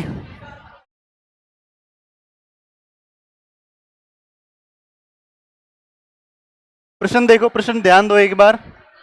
और प्रश्न है अपना, और एक क्वेश्चन है क्या? तो पहला प्रश्न आपके सामने है, सूची 1 को सूची 2 से सुमेलित कीजिए। और आगे लिखा है कि सुमेलित कीजिए और सूचियों के नीचे दिए गए कूट से सही उत्तर को चुनिए। थोड़ा सा ध्यान दे लो, है ना? आप मेरी क्लास में अगले 20 मिनट बैठोगे तो आपको बहुत सारी चीज़ें जानने को मिलेंगी, ठीक है ना? मेरी क्लास का एक थोड़ा सा नियम है, बिल्कुल शांति से बैठना है ना? शांति से बैठना है ना? तो शांति से सुनोगे तो काफ़ी याद हो जाएगा, ठीक है ना? तो प्लीज़ थोड़ा ध्यान दीजिए। देखो, सूची 1 में कोई स्थान दिया गया है और सूची 2 में खनिज दिया गया है। आपने को ये बताना है कि इस स्थान पर कौन सा खनिज मिलता है। बात समझे? एक स्थान पड़ता है और स्थान का नाम है अंकलेश्वर। कौन सा है? अंकलेश्वर अपने किस खनिज के लिए प्रसिद्ध है? तो आप ध्यान देंगे तो आपको पता चलेगा कि गुजरात, अगर आप यहाँ देखते हो, भाई थोड़ा सा प्लीज़ ध्यान दीजिएगा मेरी बात पर। मेरे पास सिखाने के लिए बहुत सारा है, अब आप कितना सीख सकते हो वो देख लेना, आपकी श्रद्धा कितनी है। तो यहाँ पर आप जब गुजरात को देखते हो तो गुजरात जो है वो क्या होगा? भाई तुम बीच में बैठ जाओ रे, एक बार बैठ जाओ, नीचे बैठ जाओ, प्लीज बैठ जाओ। इस पूरी दुनिया में नीचे बैठकर पढ़ने की केवल क्षमता बिहार में पाई जाती है ना, सही में। मैंने लगभग पिछले 7-8 साल कोचिंग इंडस्ट्री में पढ़ा रहा हूँ, तो उससे पहले स्कूल में पढ़ाता था, तो स्कूल में ही बैठकर पढ़ते थे बच्चे, कोचिंग में सिर्फ यहीं पर देखा है ना। तो बिहार के बच्चों में मतलब एक वो है, शेर है, वो काफी वो होता है, आज बादलों ने फिर साजिश की है। पूरा तो सुन लो। आज बादलों ने फिर साजिश की है, जहां मेरा घर था वहीं बारिश की है। पूरा नहीं सुनेंगे ना। आज बादलों ने फिर साजिश की है, जहां मेरा घर था वहीं बारिश की है। यदि फलक को जिद है यहीं बिजलियां गिराने की, तो हमें भी जिद है यहीं अपना आसिया बनाने का ना। तो आप नीचे बैठ के पढ़ लो। जब नीचे बैठकर पढ़ सकते हो तो ध्यान से सुनना भी सीखो, है ना। सुनो ध्यान से। ये गुजरात है, और गुजरात का ये जो हिस्सा है भाई ध्यान देना, यहां पर ये जो क्षेत्र है इसका नाम है कच्छ का रण। कौन सा ये क्षेत्र? कच्छ का रण है। ये कच्छ का रण है, और रण है, और रण नहीं कहते इसको, रण कहते हैं। क्या कहते हैं? रण। और ये दलदली क्षेत्र है, और ये भारत में सबसे ज्यादा भूकंप प्रभावित क्षेत्र के अंतर्गत भी आता है। और यहाँ पर एक खाड़ी है, और ये जो खाड़ी है तो कच्छ के साथ में है, इसलिए इसको बोलते हैं कच्छ की खाड़ी। और यहाँ पर जो खाड़ी पड़ती है इसको बोलते हैं कौन सी खाड़ी? खंभात की खाड़ी। कौन सी खाड़ी है भाई? मेरी बात को समझो आप, एक सीधी सी बात है। भारत का क्षेत्रफल की दृष्टि से सबसे बड़ा राज्य कौन सा है? राजस्थान। भारत की सबसे लंबी नदी कौन सी है कि नहीं है? भारत की सबसे ऊंची चोटी कौन सी है? जो भी K2 है, K2। सुनो सुनो सुनो सुनो, बात सुनो। दक्षिण भारत की सबसे लंबी नदी कौन सी है? इससे काम नहीं चलेगा, है ना, जो आप जोर जोर से बता रहे हो। मेरी बात समझे? इससे काम नहीं चलेगा। चीजों को थोड़ा सा सीखो और अपने आप को विकसित करो मानसिक रूप से। ऐसे डेवलप करो कि चाहे प्रश्न जैसे भी आए, हो सकता है लाइन टू लाइन प्रश्न नहीं आए, लेकिन प्रश्न को हम फिर भी हल कर लें। इस अप्रोच को आप तभी सीख सकते हो जब ज्योग्राफी को जब भी अच्छा करोगे, जब आप मैपिंग प्रॉपर तरीके से करोगे। समझे कि नहीं समझे? जितनी भी देर मैं डिस्कशन लूं आज के बाद डेली रोजाना की 20 मिनट 25 मिनट के आसपास, 20 से 25 मिनट में अगर मैं लगातार 1 महीना भी आपको पढ़ा देता हूं तो आपको बहुत सारा कॉन्सेप्ट क्लियर हो जाएगा। मुझे लगता है इसमें बहुत सारे बच्चे ऐसे बैठे हैं जो क्लास में ऑफलाइन पढ़े हैं, मुझे निगाह आ रहे हैं कुछ, और वो सभी लोग जानते हैं कि हम कैसा पढ़ रहे हैं क्लास में। बेहतरीन पढ़ रहे होंगे। तो प्लीज आप मुझे 20 मिनट का समय शांतिपूर्वक दें। तो यहाँ खंबात की खाड़ी है, इसी खंबात की खाड़ी के साथ संलग्न यहाँ पर एक क्षेत्र है, और इसी क्षेत्र का नाम है अंकलेश्वर। कौन सा है? अंकलेश्वर। और अंकलेश्वर जो क्षेत्र है ना, तो सबसे पहली बात तो ध्यान रखना कि किसके लिए प्रसिद्ध है? तो ये खनिज तेल के लिए, पेट्रोलियम के लिए ना। तो अंकलेश्वर का जो मिलान होगा वो किससे होगा? 2 से होगा। तो 1 का मिलान होगा 2 से। तो देखो 1 का मिलान 2 से, तो देखो 1 का मिलान 1 से नहीं हो रहा है, ये भी नहीं होगा। 1 का मिलान 4, ये भी नहीं होगा। तो 1 का मिलान 3, ये भी नहीं होगा। तो 1 का मिलान 2 से केवल किस में हो रहा है? बी में। केवल एक विकल्प के आधार पर हमने सही इसको कर लिया। अब दूसरी बात पर ध्यान दो। यहां पर आपको एक दिखेगा खेतड़ी, और राजस्थान में आप देखोगे, इस पे ध्यान देना इस पर थोड़ा सा, कि यहां जब आप राजस्थान में देखते हो तो राजस्थान आपको इस तरीके से लगभग ये दिखेगा मानचित्र। और इस राजस्थान के मानचित्र के अंदर आप ध्यान देंगे तो राजस्थान के बीचों बीच जो है ये तो हो गया दक्षिणी पूर्वी राजस्थान हो गया, और यहाँ राजस्थान के बीचों बीच इस तरीके से एक पर्वत का विस्तार मिलता है। और ये जो पर्वत है ना, इस पर्वत को किस नाम से जानते हैं? तो ये पर्वत है कौन सा? अरावली। और अरावली जो है ना, अरावली, इस अरावली के अंदर, इस अरावली पर्वत के अंदर यह विश्व की सबसे प्राचीनतम पर्वत है। इसका निर्माण जिस काल में हुआ वो काल प्री कैम्ब्रियन। कौन सा काल है? Pre Cambrian. लगभग 65-70 करोड़ साल पहले बनाई। और इस अरावली के अंदर यहाँ पर पड़ता है एक क्षेत्र जिसका नाम है कौन सा? जिसका नाम है कौन सा? इसका नाम है, एक जिला पड़ता है राजस्थान का जिसका नाम है झुंझुनू। कौन सा जिला पड़ता है? झुंझुनू। और राजस्थान के इसी झुंझुनू में एक स्थान पड़ता है और इसका नाम है खेतड़ी। कौन सा स्थान है? खेतड़ी। और ये जो खेतड़ी है ना, यहाँ पर भारत में सर्वाधिक तांबा के भंडार पाए जाते हैं। किसके भंडार हैं? तांबा के। तो ध्यान रखना कि जो खेतड़ी क्षेत्र है ये किस पर्वतमाला क्षेत्र में आएगा? अरावली। और ये जो खेतड़ी है ये किस राज्य में पड़ता है? राजस्थान। और जिला कौन सा है? झुंझुनू। और खेतड़ी प्रसिद्ध किसके लिए है? तांबा। सबसे ज्यादा तांबे के जो निक्षेप हैं, भंडार हैं, वो यहीं पर मिलते हैं। बात समझे कि नहीं समझे? तो ये बात होगी। वहीं पर आप एक चीज और ध्यान दे लो थोड़ा सा। अरावली में स्थित एक चोटी है यहाँ पर, और इसका नाम है गुरु शिखर। कौन सी पड़ती है? गुरु शिखर। और गुरु शिखर जो है यह अरावली की, राजस्थान की, और इसके साथ साथ मध्य भारत की भी सबसे ऊंची चोटी। तो ये गुरु शिखर है और इसकी ऊंचाई है 1722 मीटर। इसके बाद में अगर बात करते हैं तो मध्य अरावली में एक चोटी आती है, इसका नाम है नाग पहाड़। कौन सी है? नाग पहाड़। और नाग पहाड़ चोटी से एक नदी निकलती है, इसका नाम है लूणी। कौन सी है? लूणी। तो लूणी जो नदी है ना, लूणी नदी, ये निकलती है मध्य अरावली से। यहाँ पर एक झील पड़ती है और इस झील का नाम है आना सागर। कौन सी झील है? राजस्थान इतिहास में एक बात आती है कि एक शासक हुए जिनका नाम था अर्णोराज। क्या नाम था? अर्णोराज। और एक बार हूणों ने आक्रमण किया, और हूणों ने जब आक्रमण किया तो अर्णोराज जो थे वो अर्णोराज जो है आगे आगे भाग लिए और हूणों की सेना पीछे पीछे भागी। और हूणों ने सोचा कि ये तो डर गए, और ये आकर के अरावली की तीन तरफ पहाड़ियां थी, और तीन तरफ जहां पहाड़ियां थी वहां अर्णोराज जो है हूणों की सेना को लेकर के आ गए और वहां आकर के रुक गए, और समस्त हूणों का वहीं पर कत्ल कर दिया गया।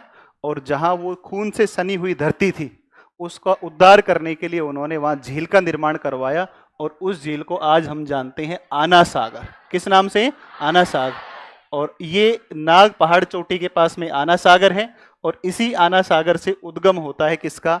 लूणी नदी का। लूणी के बारे में ध्यान रखना, लूणी भारत की सबसे लंबी नदी है, परंतु शर्त जुड़ेगी उसमें कि मरुस्थल से प्रवाहित होने वाली। बात समझ में आई? तो मरुस्थलीय भागों से प्रवाहित होने वाली भारत की सबसे लंबी नदी कौन सी है? लूणी। लूणी की कुछ सहायक नदियां हैं, ध्यान रखना, एग्जाम में पूछता है। एक का नाम है, बोलो, लीलड़ी। बोलो बोलो, लीलड़ी। एक है मीठड़ी, एक है सूकड़ी, एक है जोजड़ी, एक है सगाई। देखो खुश हो गए होंगे कई तो, है ना? और एक है जवाई। समझ में आई बात? बताओ कौन सी है? लीलड़ी, मीठड़ी, सूकड़ी, जोजड़ी, सगाई, जवाई। आई बात समझ में? ये भी ध्यान रखना है। तो देखो, आओ इस पर आओ। तो खेतड़ी जो है ना, खेतड़ी, ये खेतड़ी किसके लिए हो गया बताओ? तांबा के लिए। खेतड़ी हो गया तुम्हारा तांबा के लिए। देखो कोडरमा ये झारखंड में है, और यहाँ पर मिलता है अभ्रक, और डल्ली राजहरा छत्तीसगढ़, यहाँ मिलता है लो अयस्क। ठीक है ना? और एक ध्यान और रखना, नोट करके इस बात को याद रखना कि धारवाड़ चट्टानों में धात्विक खनिज मिलते हैं। कौन सी चट्टानों में? धारवाड़। तो धा से धात्विक, धा से धारवाड़, है ना? तो धारवाड़ क्रम की जो चट्टानें मिलेंगी उन सब में कौन से खनिज पाए जाते हैं? धात्विक। चलिए अगले प्रश्न पर चलें भाई। तो ये सबका क्लियर हो गया। चलिए अगली बात पर चलते हैं, और अगला प्रश्न है आपके सामने, निम्नलिखित में से किन स्थानों पर प्रवाल भित्तियां पाई जाती हैं? तो एक बार विकल्प पढ़ लेते हैं। अंडमान और निकोबार द्वीप समूह, कच्छ की खाड़ी, मन्नार की खाड़ी, और सुंदरवन। ठीक है, तो ध्यान दो, एक बार इसको देखते हैं। पहली बात तो प्रवाल भित्तियों का निर्माण कैसे होता है, तो सबसे जरूरी बात तो ये है। दूसरी बात, इनको सागरीय वर्षावन कहा जाता है। क्या कहा जाता है? सागरीय वर्षावन। जैसे मान लो कि जैसे जहां से दक्षिण अमेरिका में अमेजन नदी बहती है, उस अमेजन नदी के बहाव क्षेत्र में उष्णकटिबंधीय सदाबहार वन मिलते हैं, और अमेजन के उष्णकटिबंधीय सदाबहार वनों को सेलवास कहा जाता है। क्या कहते हैं?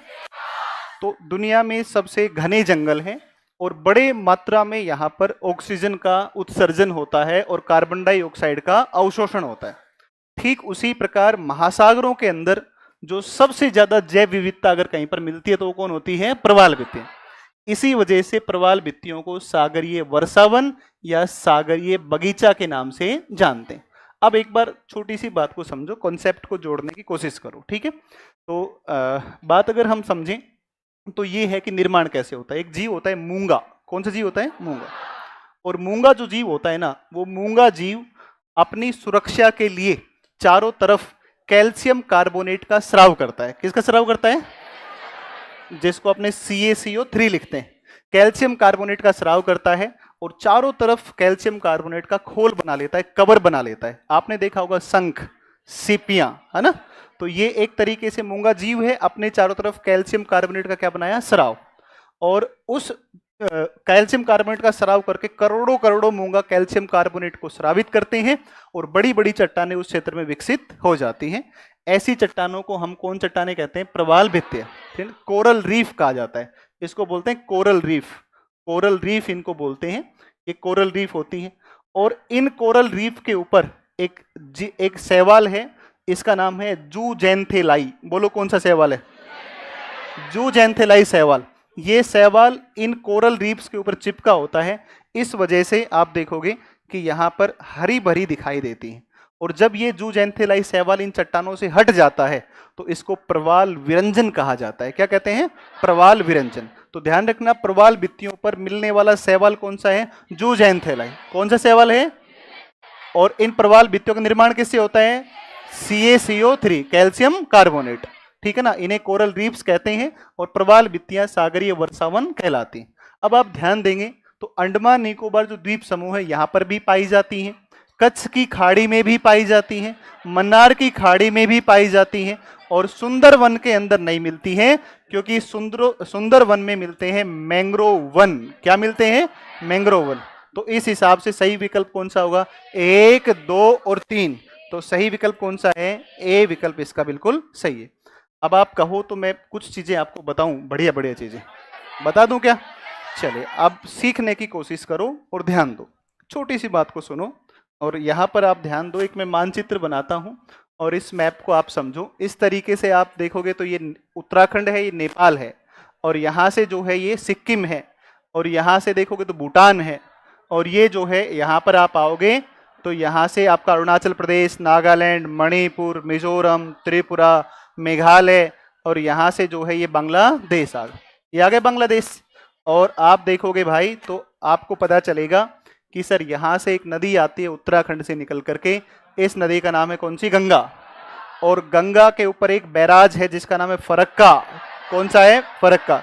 और फरक्का बैराज से एक धारा अलग होती है और इसका नाम है कौन सी? हुगली। और हुगली बंगाल की खाड़ी में गिरते समय कई छोटी छोटी धाराओं में बढ़ जाती है। ठीक इसी प्रकार से यहाँ एक झील है जिसका नाम है मानसरोवर, और यहाँ से आती है ब्रह्मपुत्रा। कौन आती है? और ये असम से बहती हुई बांग्लादेश में प्रवेश करती है, और ये मिलती है किससे? गंगा से। और दोनों मिल करके और ये इस तरीके से कई धाराओं में बढ़ जाती है, और इसी क्षेत्र को हम कहते हैं और इसे बोलते हैं सुंदरवन डेल्टा। क्या बोलते हैं? सुंदरवन डेल्टा। बताओ, विश्व इतिहास के पिता, विश्व इतिहास के पिता कौन है? हेरोडोटस ने पहली बार डेल्टा शब्द दिया था। डेल्टा शब्द किसने दिया? हेरोडोटस। किस नदी के मुहाने के लिए? नील के मुहाने के। नील नदी के मुहाने के लिए डेल्टा शब्द किसने दिया? हेरोडोटस।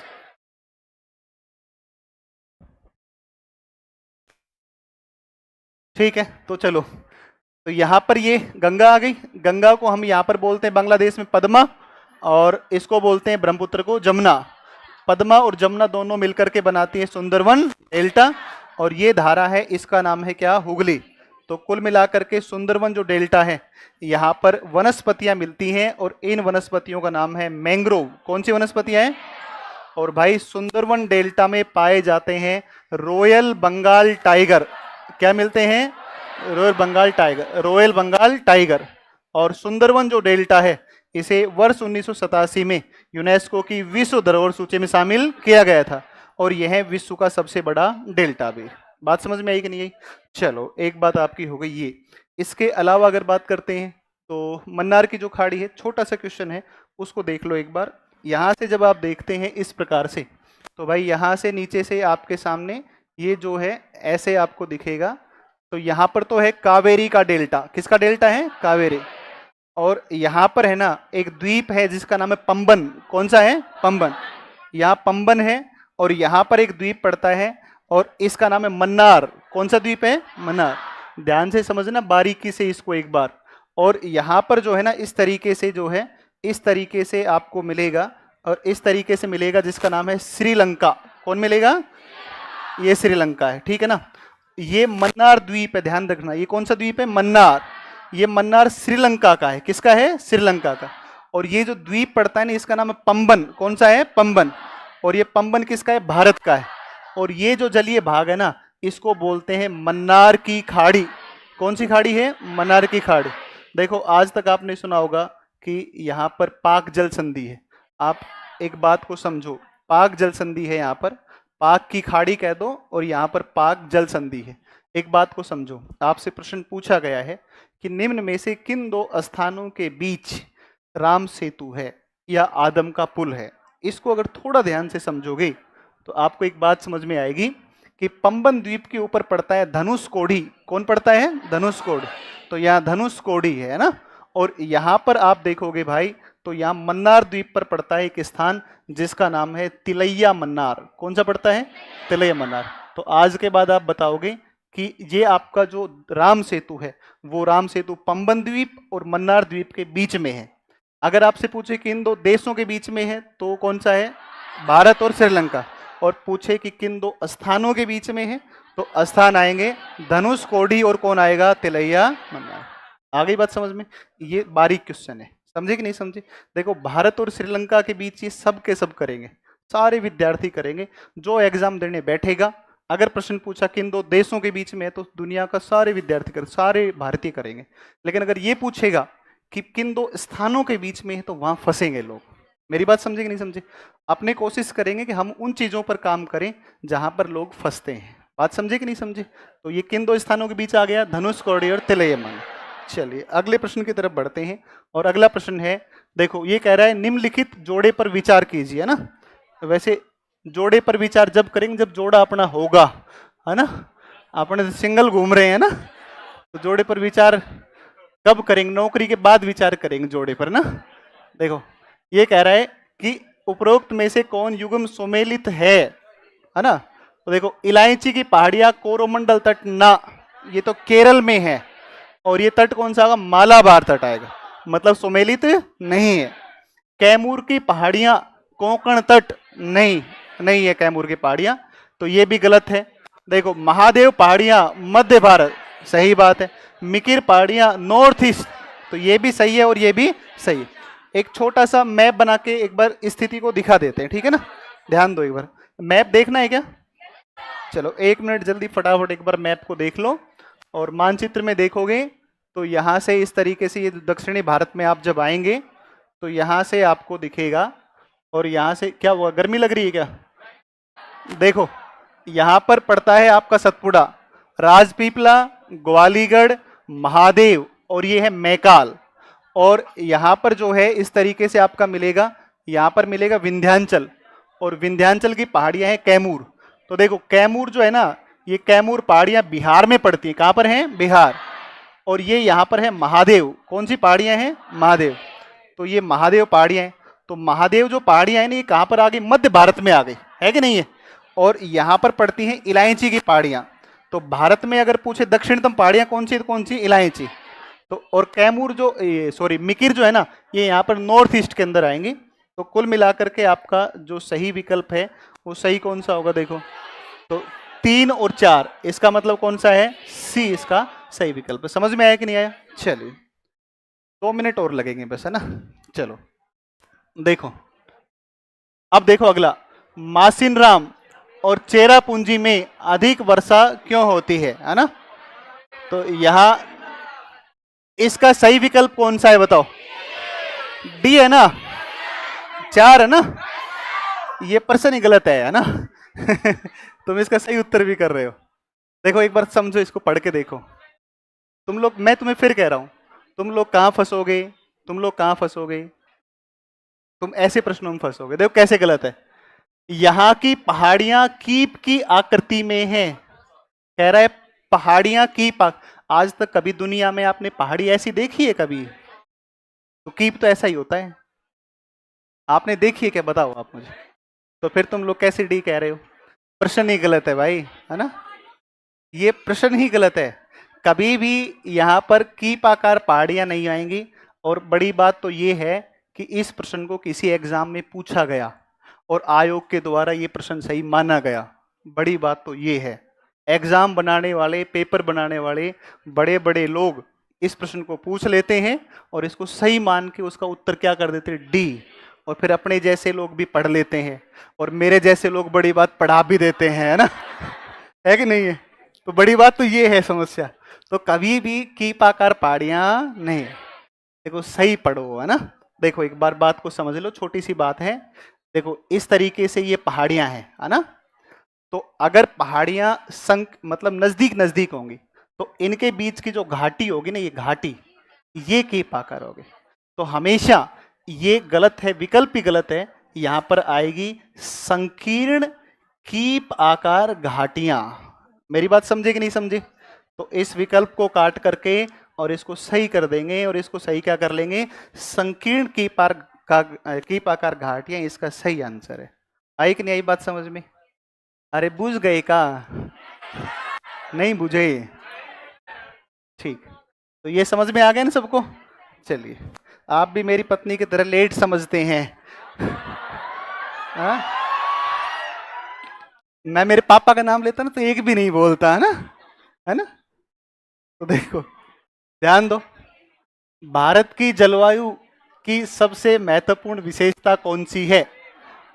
हवाओं का मौसमी परिवर्तन, वर्ष भर लगातार वर्षा, पवनों की दिशा में परिवर्तन, ग्रीष्म एवं शीतकाल पवनों का प्रभावी होना।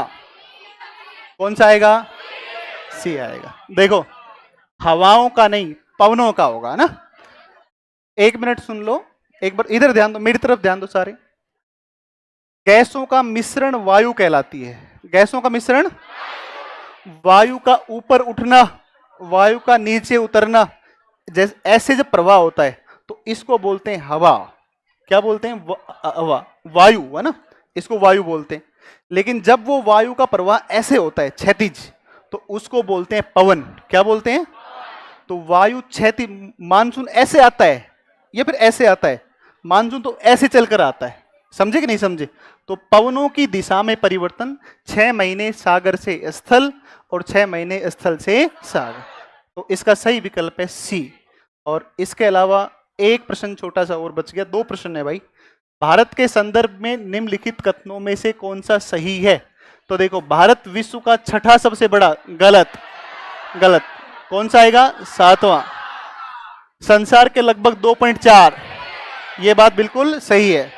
कर्क रेखा देश के बीच से गुजरती है, जो अक्षांश विस्तार को 2 बराबर भागों में बांटती है। तो बिल्कुल भी ठीक बात है, बीच से गुजरती है। और भारत, ये भी सही है, पूरी तरह उष्ण ना, नीचे का उष्ण और ऊपर का शीतोष्ण। इसका मतलब ये गलत है। इसका मतलब 2 सही है और कौन सा है? 3 सही है। तो 2 और 3 मतलब सही उत्तर कौन सा है? ए है। आ गई बात समझ में?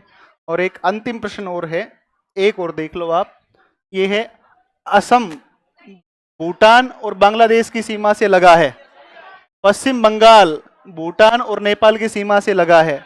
मिजोरम बांग्लादेश और म्यांमार की सीमा से लगा है। एक सुनो 2 मिनट टाइम लूंगा, जस्ट 1 से 2 मिनट टाइम लूंगा। उस 1 मिनट में आप इस बात को समझ लो। चलो अब कल करवाते हैं इसको ना। सुनो, अगला बैच आएगा, इसको कल करवाते हैं, ठीक है ना? आ जाओ सर, अब बैठ जाओ। सर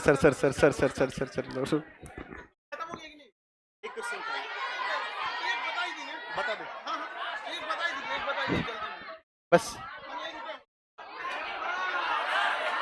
अच्छा सुन, बता दूं क्या इनको? बैठ जाओ, चलो छोड़ देते, कल करवा देते।